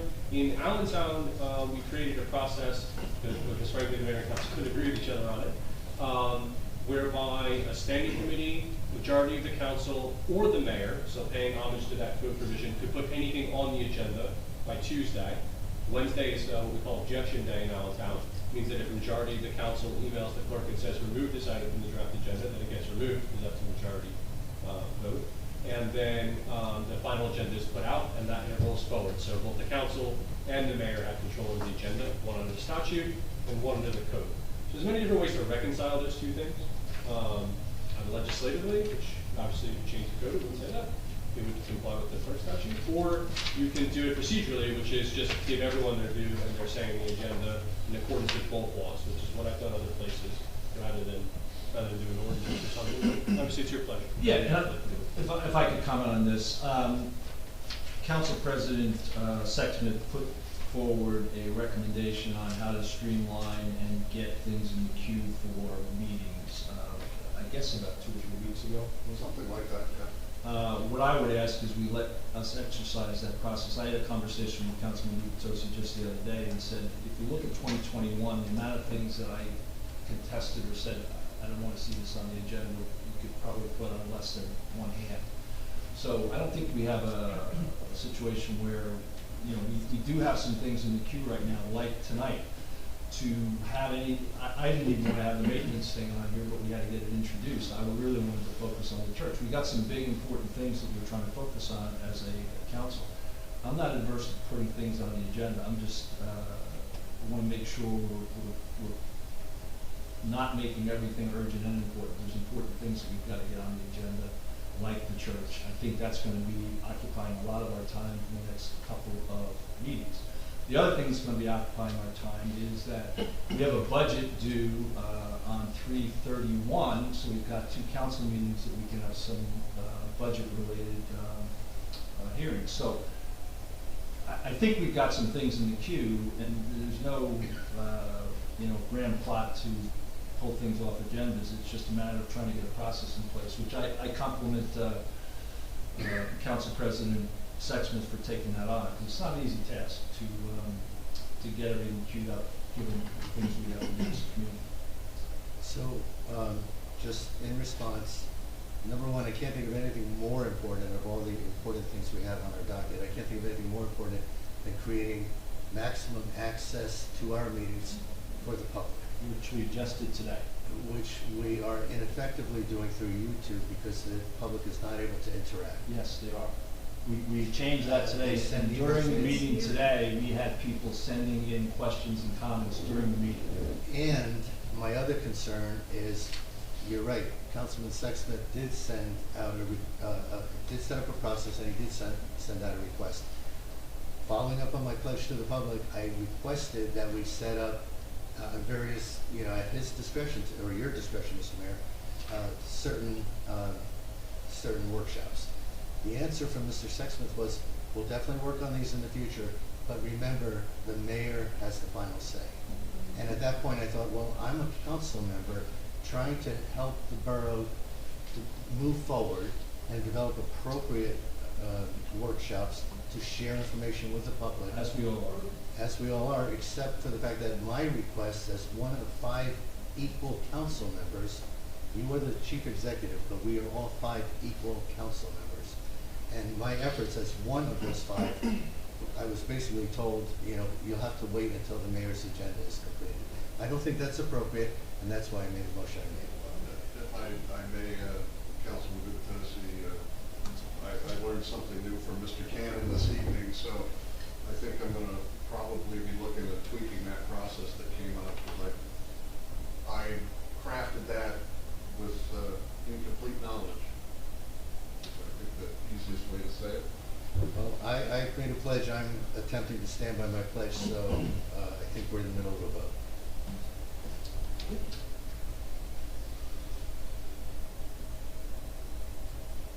Erica? You ready? Vote for Okay. Who's second? I did. Mr. Bennell? I will say real quickly, I've been asking for this for 8 years, and it's time to do it. I vote yes. Mr. Gubitose? Yes. Mr. Sexsmith? Yes. Mr. Weber? Yes. Mayor Fox? I'll vote no, in that I really would want to respect Council President Sexsmith's process to at least try that for a period of time. I just think that that would have been more appropriate. Okay, what's next? Any other comments? I'm finished, thank you. Okay, Council President Sexsmith. Thank you, Mr. Mayor. For the police report, they report that they have nothing significant, so they don't have a report this week. From the first aid squad, for the period ending February 22nd, the squad responded to 17 day calls, 6 night calls, for a total of 23. 12 were medical, 11 for fire. The squad fulfilled 100% of their assignments for the period. For the fire department, for the period ending the 22nd, the department responded to 11 requests for the department. They also fulfilled 100% of their assignments. I have a couple of announcements. The 3rd annual food pantry food drive is going to be taking place. So the Bradley Beach Business Community Alliance, the Borough of Bradley Beach, and the Bradley Food Pantry are having their 3rd annual food pantry pickup on Saturday, March 19th at 11 a.m. Their most needed items include snacks like granola bars, cereal bars, Pop-Tarts, trail mix. They need baking supplies, flour, sugar, baking soda, baking powder, quick bread mix, spices, salt, pepper, cinnamon, garlic powder, herbs. They need condiments, mayonnaise, ketchup, mustard, salad dressing. They need baby supplies, diapers and wipes, cleaning supplies, laundry detergent, dryer sheets, paper towels, fantastic Windex, those type things. If people would like to make monetary donations, those will also be gratefully accepted. The check should be made payable to the Bradley Food Pantry and mailed to 605 4th Avenue. Or if you would prefer, you're able to donate on their website, bradleyfoodpantry.org. If you're interested in volunteering, please email Kara at bradleybeachbca@gmail.com. And as we're talking about volunteers, in addition to volunteers who will be walking the streets collecting the donations, we're also going to need some volunteers with pickup trucks to collect the donations from the volunteers and then transport them back and forth to the food pantry to drop them off. If you'd like to volunteer your time in your vehicle, please let Karen know. Again, her email address is bradleybeachbca oceanavenue@gmail.com. Second announcement, very excited to announce that we have started planning for the 2022 Memorial Day Parade. As you recall, we were in the process of planning for 2020 when the world ended. And then last year, we were, of course, forced to make a decision based on the information that we had instead of the information that we would like to have had. So this year, the information is good, so we're going to go ahead with moving forward. It's going to be held on Ocean Avenue Saturday morning, May 28th. And again, we're also looking for volunteers to help set up the vendors and line up the parade participants. If you're interested in volunteering for the parade, please email our Recreation Department Director, Liz Hernandez. You can find her email on the borough website. So normally I'm in a contest with Councilman Bonell to see who has the briefest comments at the end of these things, but I think I'm going to be taking on Councilman Gubitosi tonight. With just some thoughts that I've had swirling around in my brain for the last several months. First, I'm going to offer up a little bit of background.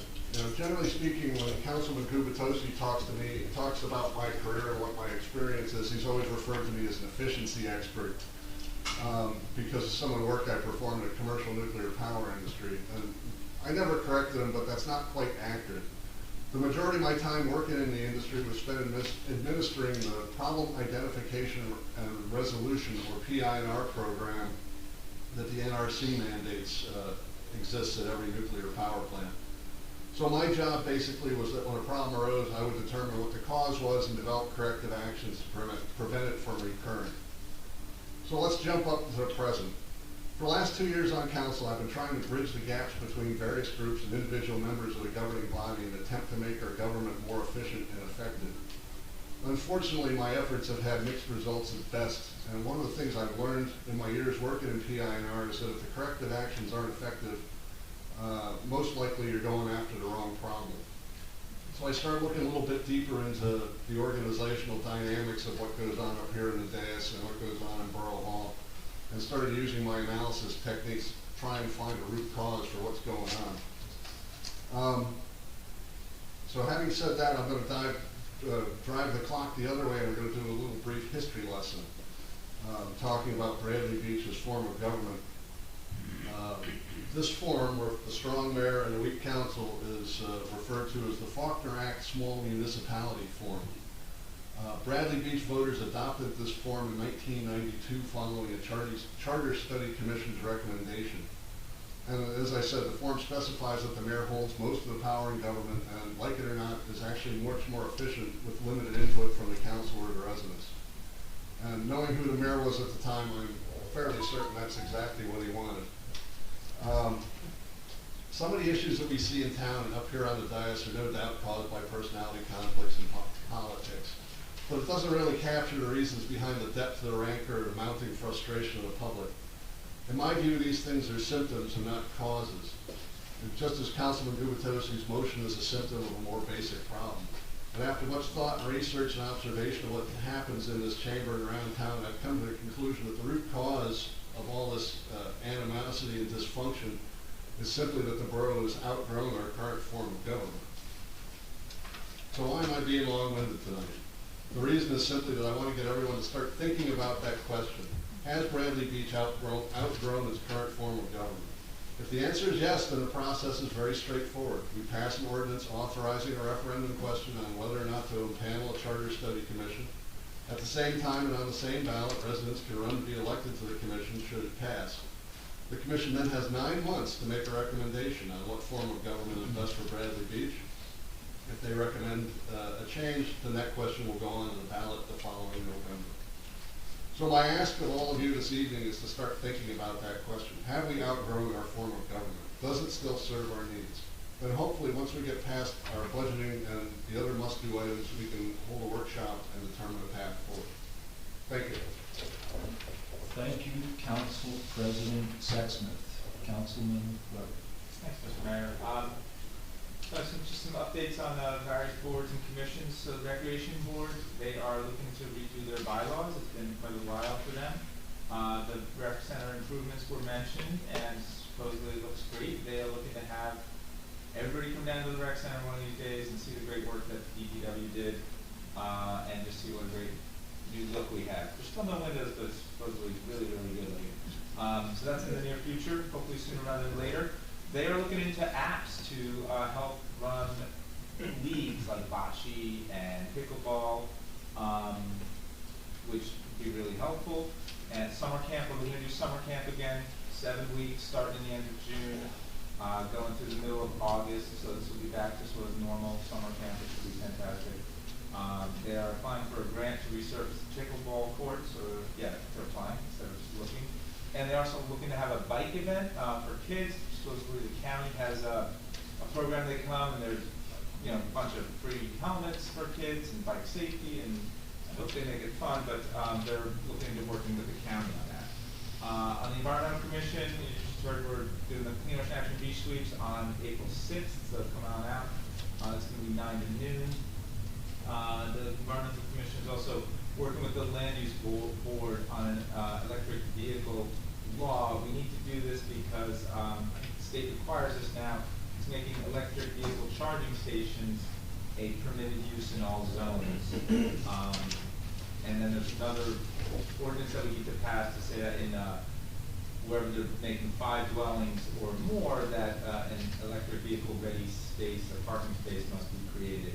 And that needs to be in our ordinance. So they're looking to work with the Land Use Board on that change. And then for Sustainable Jersey, the Environmental Commission has just told us that we need a resolution to reaffirm our commitment to the Environmental Commission and the Green Team, so that'll be coming in a future agenda.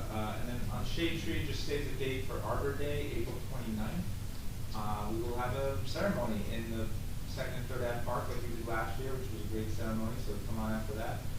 We'll be planting a tree in the memory of in honor of the 8th grade graduating class, and school's going to participate on some level like last year. Yeah, they're not in memory. Sorry, they are, but good. I mean, I'm glad they're all going to make it. So the tree plant, now the following day, that's the 29th, the following day, we're doing the tree planting much like we did in the fall. Shade Tree Commission's been taking applications for wishing trees, and they have 28 applications. So that's a lot of trees. We're going to need volunteers like we did last time.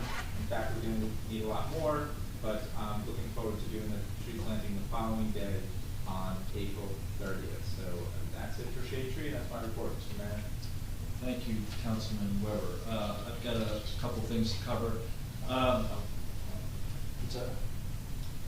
Kim says we're taking applications for rec to be on the rec board. Summer camp. Oh, for summer camp. Actually, is that on the website yet or not? It will be tomorrow morning. Okay, so like I said, the summer camp, end of June to mid-August, and apparently they're taking applications, so now you know.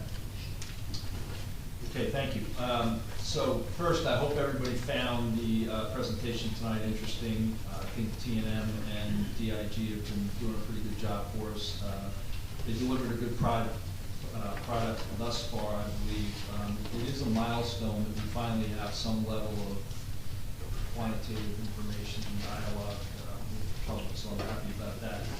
As we've said, we've set up, and with the council's agreement, this past week, we talked about how do we move forward, and we agreed that we would have a town hall next Monday, and Tuesday's actually a special meeting, but it's really a workshop. It's an additional meeting to talk about these options. I think next Monday and Tuesday we have those meetings, and then let's see where we go from there. Is there a gun to our head relative to delivery? The delivery date to T&M not to delay the project, and DIG was March 3rd, but there's nothing magic about that. We're kind of doing a little juggling act here. On the one side, I will hear more than once a day that this has been a 2-year process, and on the other side, when we try to move the process forward, it's a challenge. So we're going to keep working on that. But I will say that whenever we do that, and we provide this, they provide that deliverable, we're going to have some hard work as a community. We've got to do analysis. We've got to do trade-offs. We've got to frame the recommendation and the options to the community. This is going to be a big task. but we're committed to do that.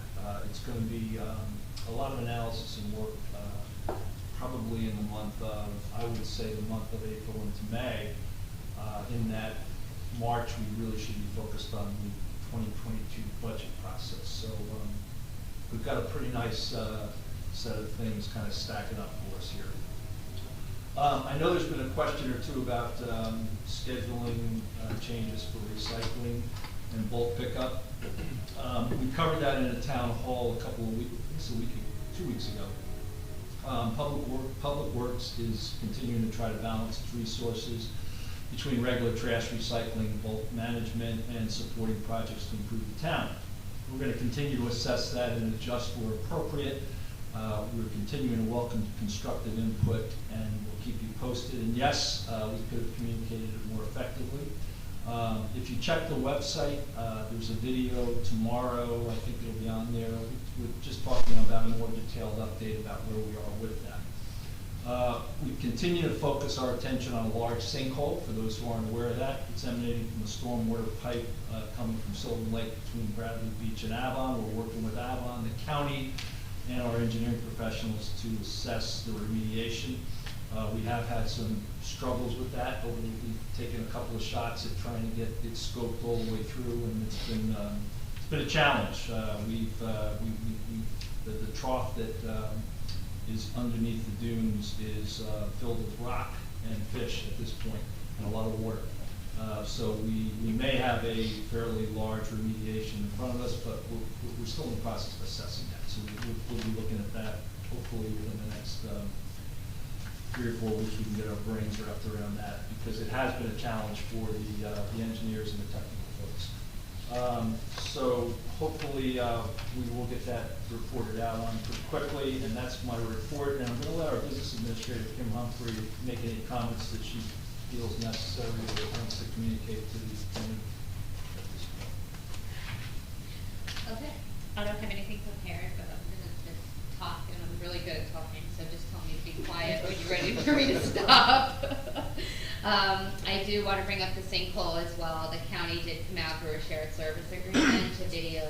They do videos for stormwater. They did try to video it, and the culvert itself, it's wood, and it's the weight of the sand is actually pushing down on the culvert so that they weren't able to get their cameras through, and we would have lost their cameras, which we really want to buy them a new camera system. So we let it go. Wonderful sized shrimp in there, if anybody wanted to know. So there's some really good shrimp Some in there, bait fish kind of too, exciting. So yeah. So that being said, we're reviewing the plans. We're going over different percentages of who is responsible for what amount of stormwater flowing through these pipes to come up with a good idea of who is responsible for payment and when the repair is made. I'm working with Avon, with the administrator, to come up. We were going to have to obviously do some type of a shared service agreement between ourselves and the county, and we will keep the public informed, but please stay away from that hole. It is large, and I wouldn't go anywhere near it. Please, I know it's definitely sectioned off, but please respect that section. Yeah, it's fenced in both. Yeah. Newark Avenue, as everyone can see, that the phase 2 is complete, and it is in inspection phase of the project. I do want to address the striping. We are having some parking issues when it comes to the type of striping that we did do, and we are going to further analyze that with our current borough engineer and come up with a plan. I would imagine probably next month we'll have something ready for a workshop, Mayor, right? That we will share with everyone and come up with a good remedy to the parking. When you do delineated parking in one section of town and you see that it's working, you have to start analyzing, does it work everywhere else? And you have to make sure that your measurements are correct. We can do some Google Earth views down, place the parking spot, see what the right number is that we come up with. It's a quite simple process that we'll share with everyone. Sylvan Lake, as Councilman Gubitosi had said, there was a wonderful meeting about some great work that people in the community were doing on securing grants. I was actually a part of some of the planning that was done for, that included Avenue Matawan, the Bayshore area. with doing flood mitigation, and it's great to see that they're working over in this area as well, but there are also other grants that we're gonna try to apply for because it is recognized as the Back Bay area, so we can actually go through other resources as well and see what we can come up with. If we get one grant or multiple grants that will help us. And we're gonna try to come up with a concept plan with our engineer, not to only maybe repair the bulkhead, but we had said maybe we can do a walking trail around the lake.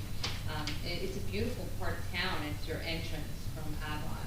And as you said, you have a jewel in town. You have multiple jewels in town, and we need to recognize that. I did have CME prepare a road inventory report. I like to see where the roads are, what's been repaired, what needs to be mill and repaved, what needs a resurfacing. There's just different things, right, that we want to see with our roads, so we can set a plan going ahead 5 or 10 years to see what we need to budget, what grants we go for. So that road inventory, I should be able to give that to council next week, review it, and then put it out on the website. And it's a nice document to have for our DPW so they know when they're doing repairs. Main Street is a focus that I would like to see happen in 2022. I'd like to see a uniformed Main Street, some beautification. We have to address our pavers that the borough owns ourselves, and maybe we do that as a bigger project. And I would hope that the council would be open to workshopping that in the spring, late spring. Park Avenue, which is it? Park Place Lane. I actually wrote Park Place Avenue. It is, so I actually was correct. I'm terrible with names. So yeah, Park Place Avenue.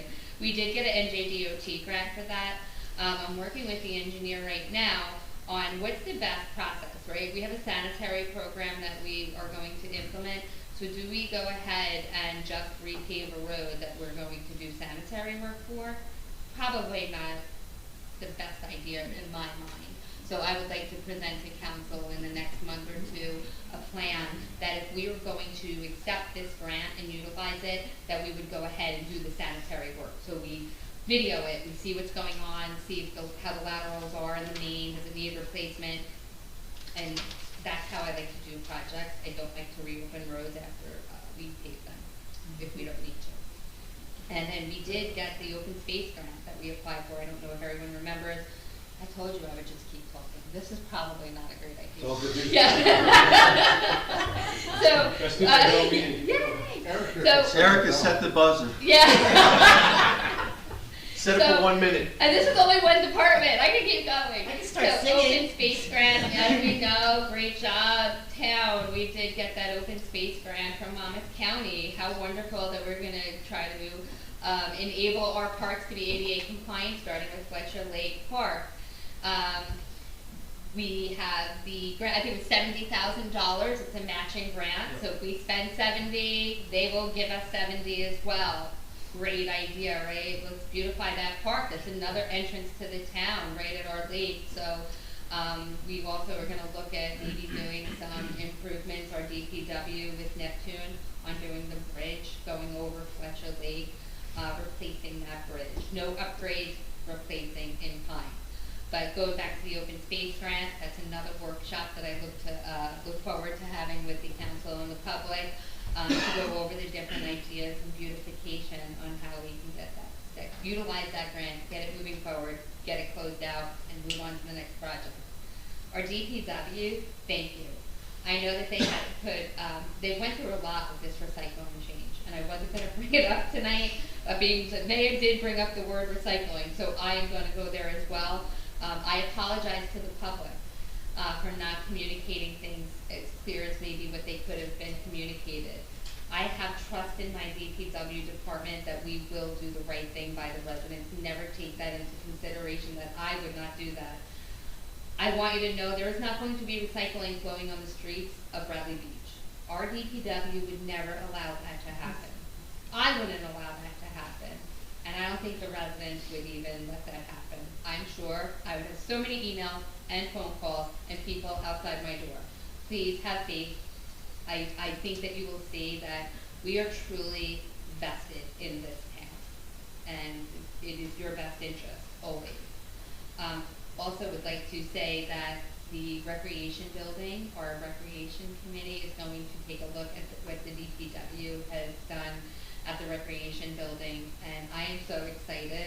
It is like a different building when you walk in that building. So I can't wait for the public to see it. I hope we're gonna post some pictures after the unveiling. We should have a little ribbon cutting for their meeting. And then I told you I'm terrible with names, but anyway, across the street. So there was a little bit of an issue with how we used our space, right? So we had bingo going on while people were getting denied for zoning applications. Not probably the most appropriate thing happening. Bingo, you're denied. So it was quite odd. So we did put up a wall, and we sectioned off zoning and construction and code along. Can testify. We put a wall up with a door.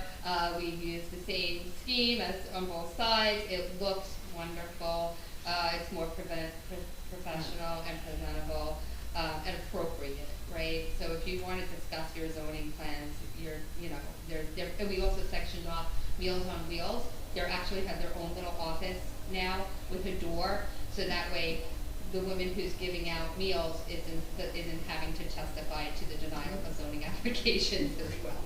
So we're making progress. Please be patient. In the next year and a half, you're going to see things change. We are rebuilding, right? So the construction official said to me, it's like reboot Bradley. And that's what it's been. We truly are rebuilding each department, but it does take time. So just everyone, please be patient. And I hope that you find that the communication will be getting better, but we're navigating it ourselves right now, right? We're learning things. I learn things on a day-to-day basis, and just give us some time. And I thank everyone. It's a wonderful community. We really are very lucky to be here. I'm lucky to be here. Thank you. Thanks, Kim. Is there one more shout out you might want to give to your work being done in your own office? Because that's just one more thing. Well, I was going to say that next meeting, but now that Councilman Gubitosi brought it up, we're going to have a real office. Right now, my office is in here. It's small. I can fit 1.5 people, so if it's a bit larger, well, or if I eat too many donuts in a day, I won't fit in there. So, and it's not appropriate, so I have to go in here. There's not a lot of privacy. DPW is updating the prior CFO office, finance office, multiple things it's been, so that way I can fit in there. We're going to be moving the clerk to that side of the building as well, the deputy clerk, and so that way we move around, that we all can be with one another but separate at the same time, utilize the space correctly, and be on the same side of the building. With the workers, with the public. Like right now, I'm off in a corner and I don't see when residents come in, and I can have a day where I don't get up from my office for 10 hours and I don't know what's happening out there, and I want to engage with the public more. I want to see what's going on. I want to hear things that are happening. So the DPW is getting that done, and I'll be playing. Some of that freed up resource. Yeah. So they are really, I put them to work. Thank you Real for life everybody stuff, with that recycling, because I'm really putting them to work. Can I ask a question, Kim? Sure. On the Newark striping, did we go with striping each space? No. Or we went with striping like curb cut to curb cut? We did curb cut to curb cut. It's really not working well. So what happens is, when you give people more space, sometimes they just naturally take it, right? Like, even if it's someone visiting, so when you went curb cut, it was like a 2.5 foot spot. Well, you have a narrow road, so that really requires a 3 foot distance, and so we just have to, and that was by no fault of any of ours. It was an engineering spec that. They didn't give enough space at the edge of the driveway. So if you're pulling out of your driveway and you only have 2 feet from either side, and and there's a car directly in front of your driveway on the other side of the street, you can't always make that It's not up. turn. The radius doesn't allow it. And it makes perfect sense. And actually, Biagio and we went and we tested it out. We kind of played around one day, and it was pretty tight. Right, but anybody that's I don't like sure I dealing like with my Newark work. Ave would have known, like, you can't put a standard, you have to give more space because the street's so narrow. Okay. So. Okay, But we're gonna make it right. thank you. We will now go to, is there any, public comments, 5-minute limit, single instance, and if there's any emails, I don't know if we have additional emails. We have one more. Why don't you read the email first, so I don't forget it, Okay. This is from David Altimos. He wrote, I will wait to read the engineering report on costs to stabilize the church before making a final decision on the viability of the proposed project. However, my inclination is that it is far more useful for the town to have a vibrant, centrally located community center than it is to have more residential houses. The current senior citizen center is barely adequate. Okay, thank you. Thank you, David. Okay, we'll take public comments now. As I said, 5 minutes single instance per participant. Any, yes?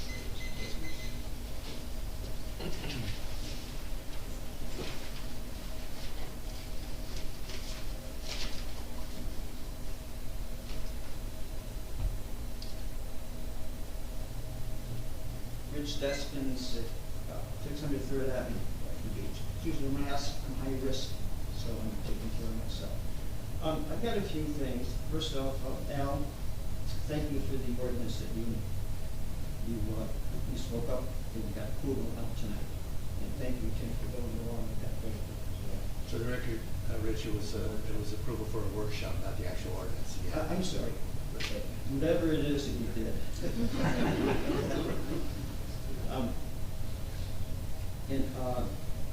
And Tim, I want you to thank you for bringing up the Faulkner Act issue, something I've thought long about. I've been in towns where they have changed it and were very successful in doing that. Appreciate that. I'm going to answer John's question with regards to the expenditure on the community center, the $40,000 expenditure. Did you bring that up? From SDA. Pardon? Yes, from SDA Industries. Right. What you saw here tonight in the presentation, there was a active group of people early on when the church was first purchased. I feel grateful that I was the first person to be appointed to that committee. And we had a lot of people on that committee that I'm sure felt the same way on the latest committee that was formed, wanting to get something done. What we tried to get done is what you heard tonight.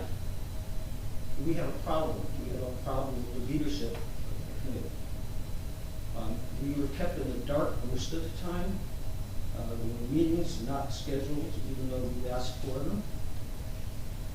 The one thing that I kept asking for, let's protect what we have. To the very least, put a tarp on the building. If people have not been in that building, anytime it rains inside the building as well. That was 2 years ago. I got tired of hearing myself saying that. I just gave up because nobody was listening. I remember about keeping people in the dark. I remember getting an email saying that we have a study that we're going to present to the committee. The following day was the meeting. Now I did a quick search on a company that did this, and I'm not going to say publicly what my thoughts are. When the report was given to all the members, they read it. There were people that were more knowledgeable of these reports than I was able to understand. And they made it very clear that they felt the same way that I did, that this company perhaps might not have been the right company to go to get that kind of a report. I asked the then business administrator, how is it that we spent $40,000? We didn't even know we were talking to anybody about this report. It wasn't discussed with people. And we're hearing after the fact that $40,000 was spent.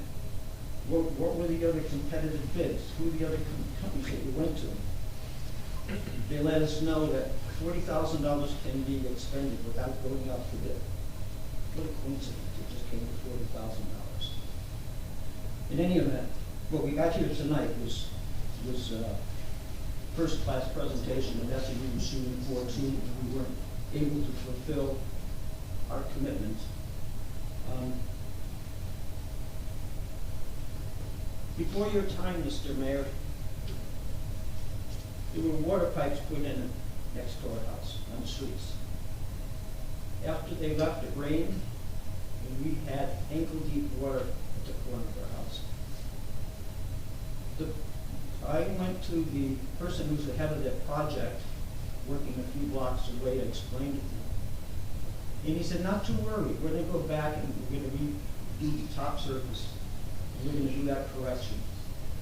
When the crew showed up to do that, I went there and I told them about the problem. Not to worry, we'll take care of it. After they left, they made it ankle deep plus a little bit. Now, I came to the town, the office here, whoever I spoke to, I don't recall.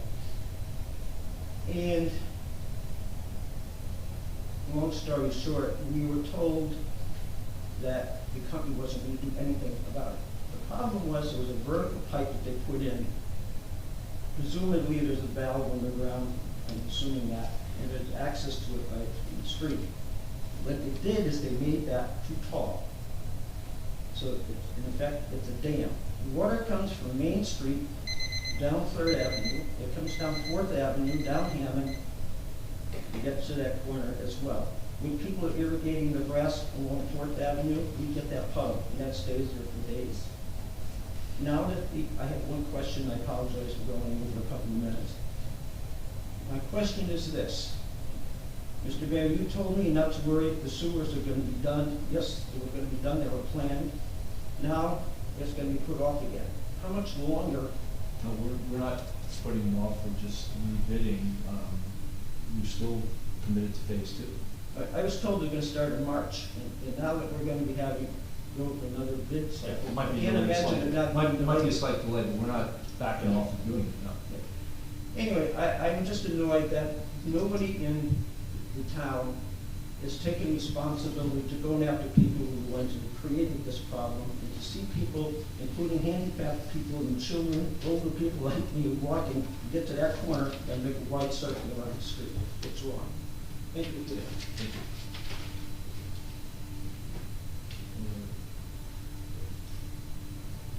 You were first.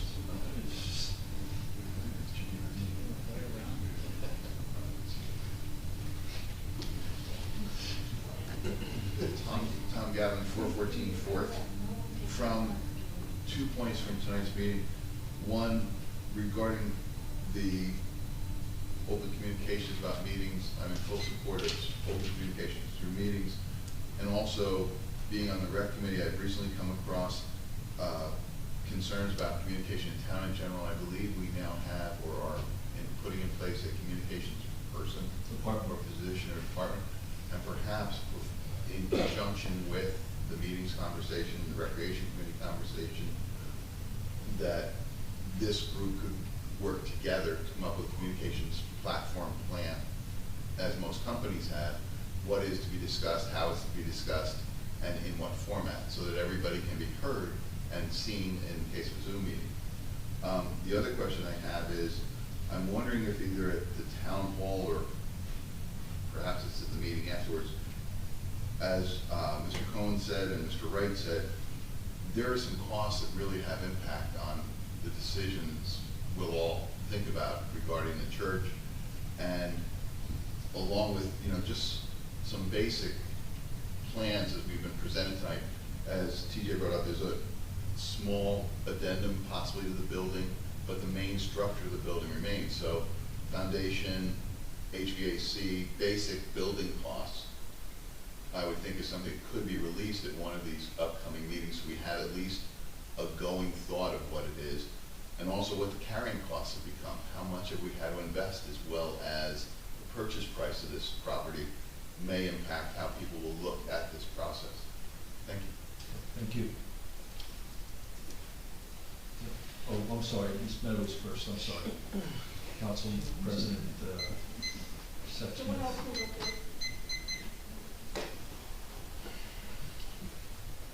Nancy, your 5 minutes has started. No, it hasn't. Don't get me in trouble. I'll start the time. He's coming for you now, Al. I don't know what he's talking about. We don't start the time until you start I talking. know, so it's a big, We know better. I can come back. That's the thing, you can do whatever you want, I still come back. You know, ever ready bunny, till I get my way. So, Nancy Mayo, Ocean Park Condo. I just loved hearing the comments from the mayor and council. It's nice to know about 2 grants. I've been asking forever, could you tell us what grants we've applied for? Even if we don't get them, can't we know? That's very helpful. I'd like to just also say that Mr. Weber was here. I don't know that we ever formally acknowledged that when we came back to the meeting. I might have just not been listening, because I do that sometimes. However, with all the comments, I heard nothing about the library, I heard nothing about the school. Those are my 2 biggest tax payments, and it pisses me off, and I'm tired of saying it. So to emphasize that, and I don't even know who the liaisons are for that, because when I go on the website, I don't see that. And I am sorry that Ms. Humphrey has all these things to juggle, but one thing should not suffer because you're involved with something else. I feel you're paying Mr. Weber about the bill list. It's just ridiculous to approve the payment. The purchase has already been approved of. The issue is, what is the purchase? What will it cost us? And what was it done? Very sad that that Memorial Day parade is going on Ocean Avenue. But what I'm sadder about, and really what I want to talk about, is the summer. So I think I heard that the parade will be Memorial Day weekend. I don't remember if I heard the Saturday or the Sunday. Saturday. Sunday? Saturday. Saturday. But it's kind of difficult because my contract that I had to sign my life away with for my locker says that I get to use it from the weekend immediately preceding Memorial Day. Memorial Day is the 30th, Saturday is the 28th. How am I going to load my locker? I get this every year, and I'm told, oh, go do it in the morning before they're giving out tickets. Another thing, I don't get it, and yet this page says I get my locker the Saturday of the weekend immediately preceding Memorial Day weekend. I told you I would come to you. You do this all. I had 1 day off. Only at school 1 day this week. I have all that to get into. But what I really also think we need to address, and I know you got budgets and we haven't seen last year's and all of this stuff, and I appreciate you going through all your categories and everything, because when I saw this bill list and we bought fasteners, but we're calling it lumber, I can't go through every line item, but it also would be helpful to understand the coding, because we don't get to see the bill. We bought benches, for where? And what's going on with the summer? My lifeguards watch the water. My gate guards have been instructed to only look for badges. So there I was. I've signed away that I don't get a new locker if it's been vandalized or damaged, but my neighborhood kids across the street like to play on it and jump on it, and it's part of their baseball game. It's going to collapse eventually, and you don't want to hear if I don't have a locker. Who patrols that? This weekend it said, I know we're not supposed to use skateboards on the brick walk. I can't tell you how many were there this weekend. Quite honestly, they damaged the material. And if you're saying you want to move forward, you need to protect what's already been built.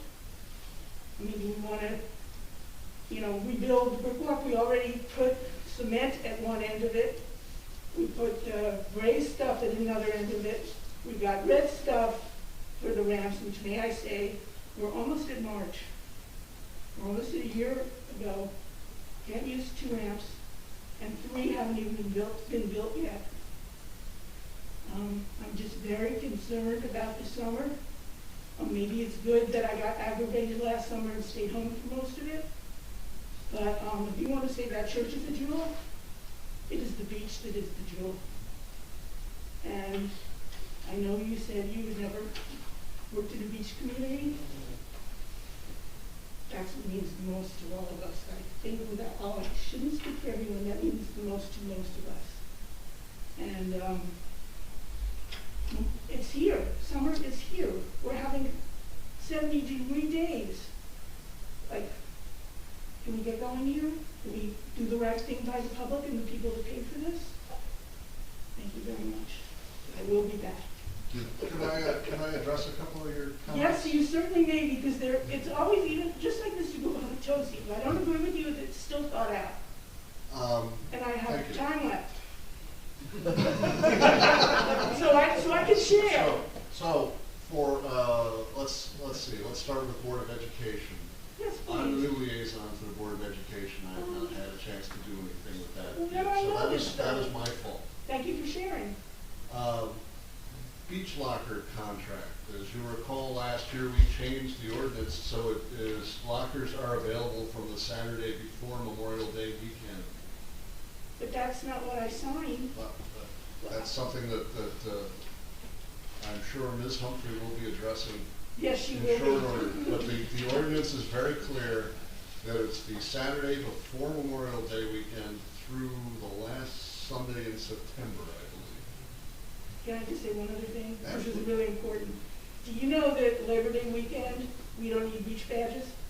Because that's what our website says. Just thought I'd share that.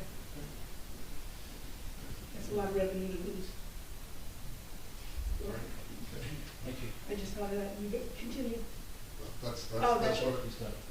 Thank you. Okay, thank you. All right. Anybody else? Mr. Coleman?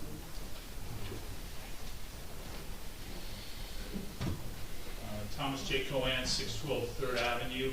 I want to compliment Councilman Gubatosi for his comments. I didn't realize it was so hard to get things on the workshop agenda, but if I may say, it may be nice to have a recycling workshop where the council can participate this time, and maybe we can invite the Environmental Commission also to get their inputs. Councilman Weber made some good comments about recycling, and I just want to make sure that they don't go unheard. Also, the fact that hotels and motels are allowed in the GBW and GB zone, that was kind of forgotten after the last time it was brought up, and I'd like to see a follow-up on that on a workshop. I think that would be really, really helpful. I do want to compliment the hiring of the DI group. Mayor, they did a very nice job. You know, it's been 692 days since the church was purchased by the town, and I'm very disappointed we had to wait this long. I mean, 418 of those days are on your watch, Mayor. So I think it's disappointing that it took so long, but I think we got a great foundation now. If we can just protect the building. The fact that it hasn't been maintained in 692 days, I find very problematic. I have a couple questions for Ms. Humphrey. Is there anything about, we've talked about, you mentioned delineating the streets. We thought there was some kind of submission to DOT about delineating Main Street, because The mayor had thought there was something submitted, and it seems as though there hasn't been. so we were told something was submitted but wasn't submitted. Okay. And then about this sinkhole, is it possible, because it's on the beach, to use the funds from the beach utility so that the rest of the taxpayers aren't impacted by that? Yeah. Oh, great, okay. I have to, in fact, you know, the CFO and I, we work, you know, hand Might in not be hand. all of it. Yeah, but it might not be all of it. You have to remember. But it is a, Because if the problem with the pipe is not under the beach, we don't want to tell you something that later you come back up and ask us, and then we say, oh, we weren't sure. It's part of it should be, because there's a Yes. hole in the beach, but if the problem goes too far back, I Okay. don't know how far we can use the beach utility funds That's back. And but it can be delineated, we can figure that A out. portion is certainly is coming from the Great. beach. That's That's fair. great news. Great news. And Mayor, you had a submission that you had on the agenda tonight as your little statement for the meeting, and I'm just troubled by one comment here. You said, we will be working the problem, not the politics, as I have said from the beginning. I'm just wondering what the problem is. I mean, we own an amazing asset, and we had great energy tonight in the room. I don't understand what the problem is. May I, Mr. Mayor? I mean, I can do it, you can do it. Go ahead. The problem is getting the church from where it is now to where we want it to be. That's the problem. That's what we're trying to work on, is figure out the path to get from point A to point B. And where are the politics? I'm just wondering where the politics come in. I mean, it's his quote. I'd like him to answer the question. Well, that one I can't speak. Okay. I appreciate the comment, but I think it's self-explanatory. Oh, okay.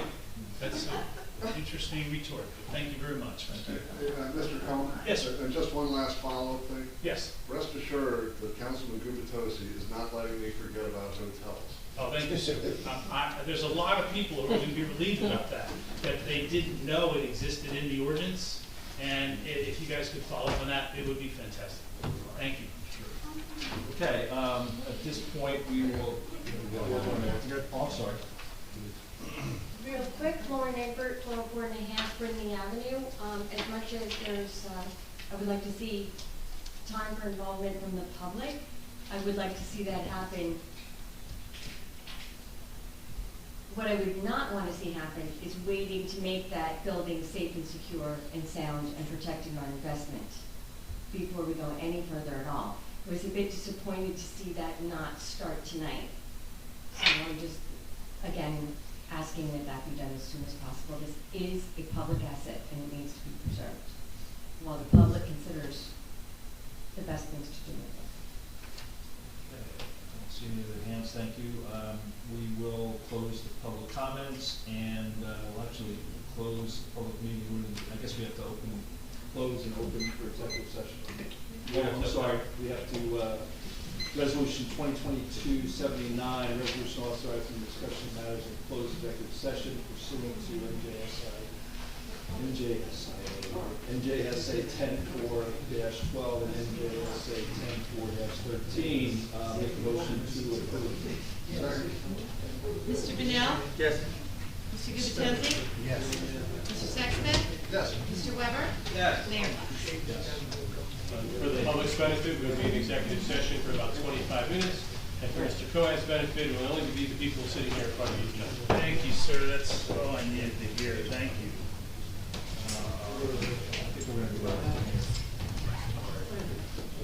Oh my God, everybody's attacking me.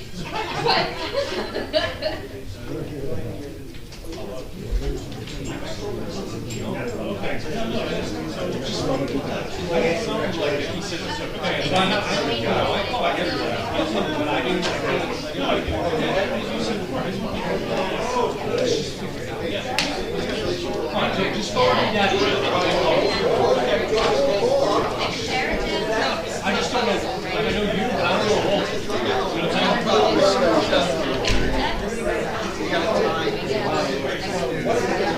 No, I just gotta get it ready. I'll just put it on. Yeah, thank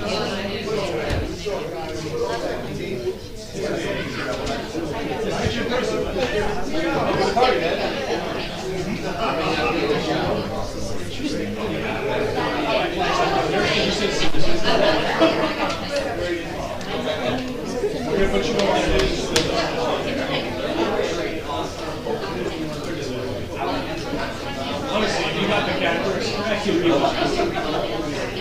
sitting here for 2 years. Yeah, that's helpful.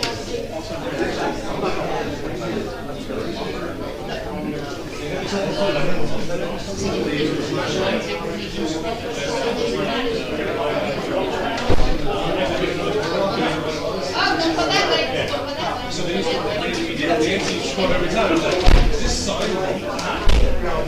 Is this chair wrong?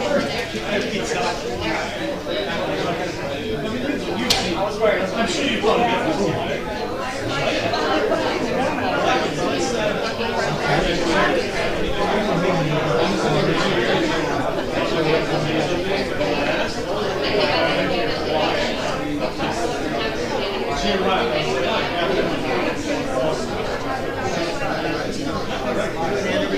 He told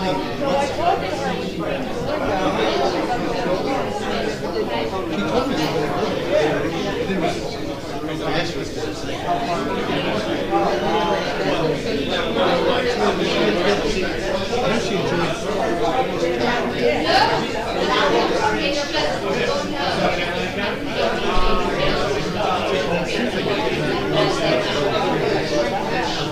I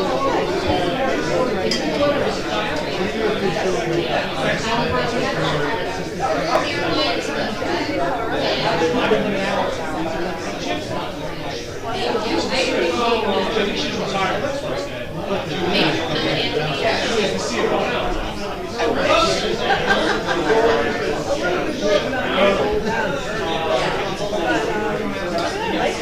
So you guys doing anything there? Well, the council.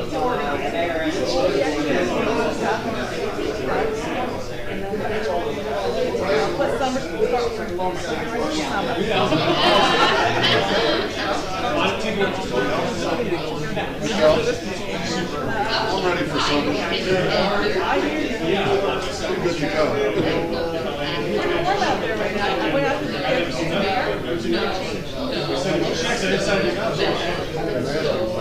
Damp, right? Yeah. Am I allowed to go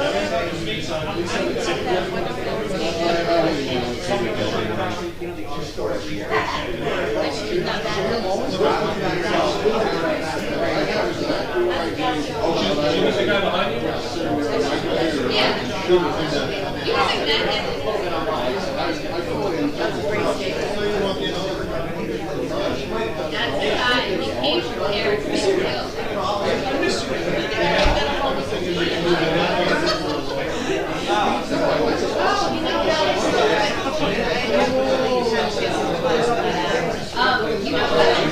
Whatever it is, we're just going to send you back. She has a piece of paper, so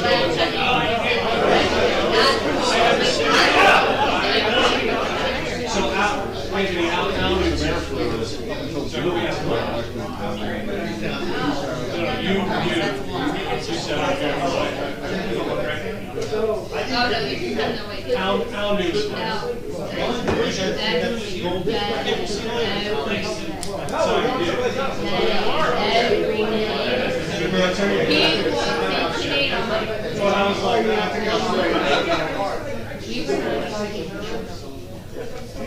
No, which the newest. $65,000. Yeah, on reserve. No, it was actually. It was actually called unallocated. Is that actual? Unallocated. No, I mean legally. I have no idea what unallocated credit is. Unallocated credit. I want to say, how many Because it's real. Is that where you just change that number so it all balances to the Yeah, side? right. I'm like, I'm a counselor. When a finance employee was at and she was like, oh no, at the bottom I just changed this. kill me, Greg. Just kill me. Well, it's in zero, so I just added the miscellaneous cost. There you go.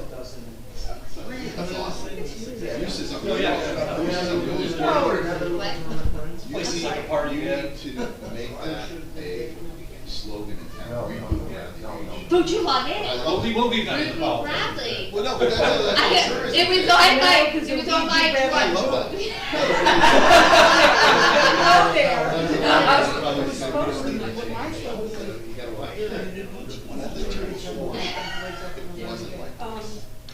And it's all Greg's fault anyway, we don't know that. Always been water, man, that's what I'm here for. We don't need. I have privilege in meetings. A lot of, like, I came out of what I had, I love it. There's a lot of new people in this room. Ask me. Stop it. Stop people pushing out the address. Well, that would What's the address? It's not 710, 701. I'm like, stop! I just want to copy the address and send it over to them, 701. I know. I shared.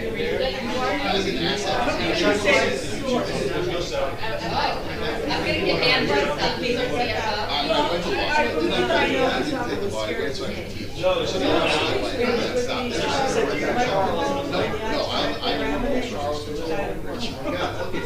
Okay, well, there we go. I didn't get to, I didn't get first of all. Like, I had no intention. When I So, it's the same person. work. And it was the same board, Yeah. you know, And sometimes on the board. Because people Maybe, chat. I don't know. Paying attention to the chapter, to be honest. Well, find On out. on your phone, it pops up right in. Yeah, and then Mayor Women will be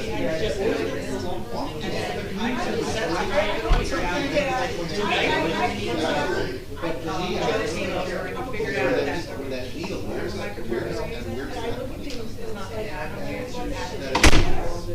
Oh, yeah. What's that? It's thoughts. Where we go? Prior? I'm not going there. We'll be on the same track. Well, I'll have you here.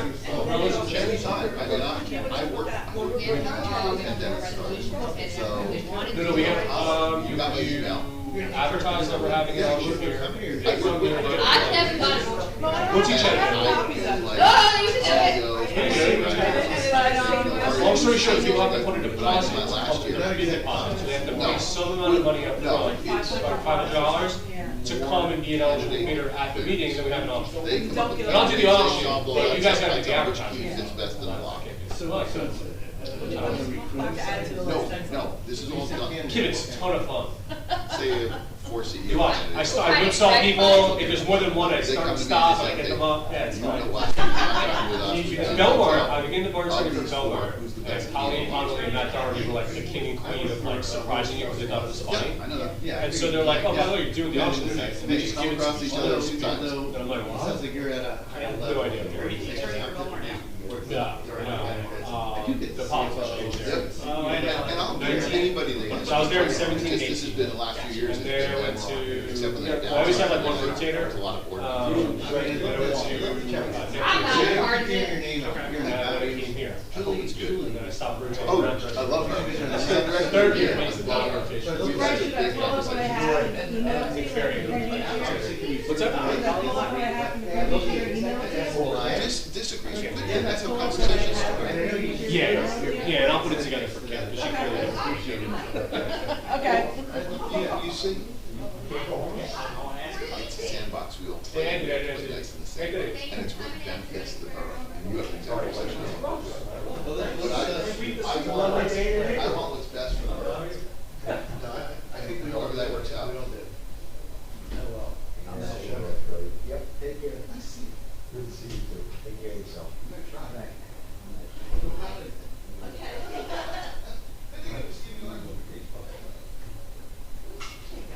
Who? TJ. Oh, he left. Oh, he's leaving.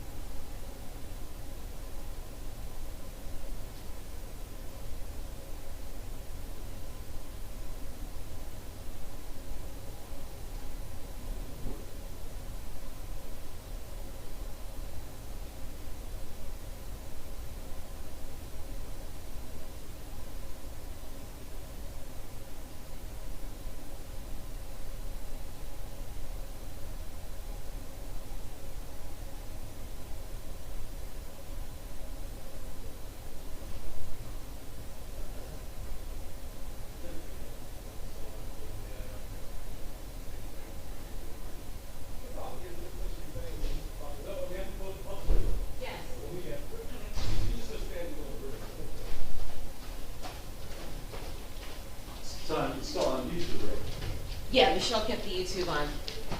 I just have to unplug my disc here. So I have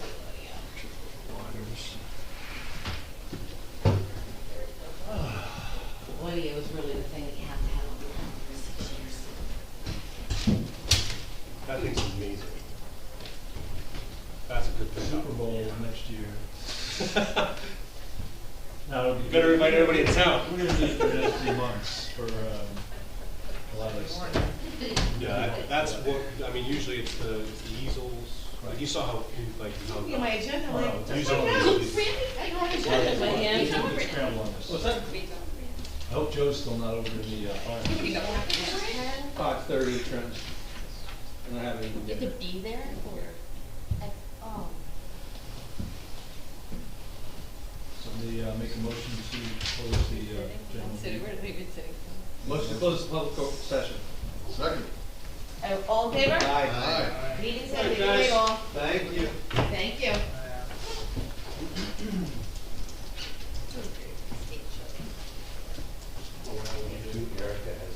Oh, no problem. Thank you. Have a good night. Take it in now.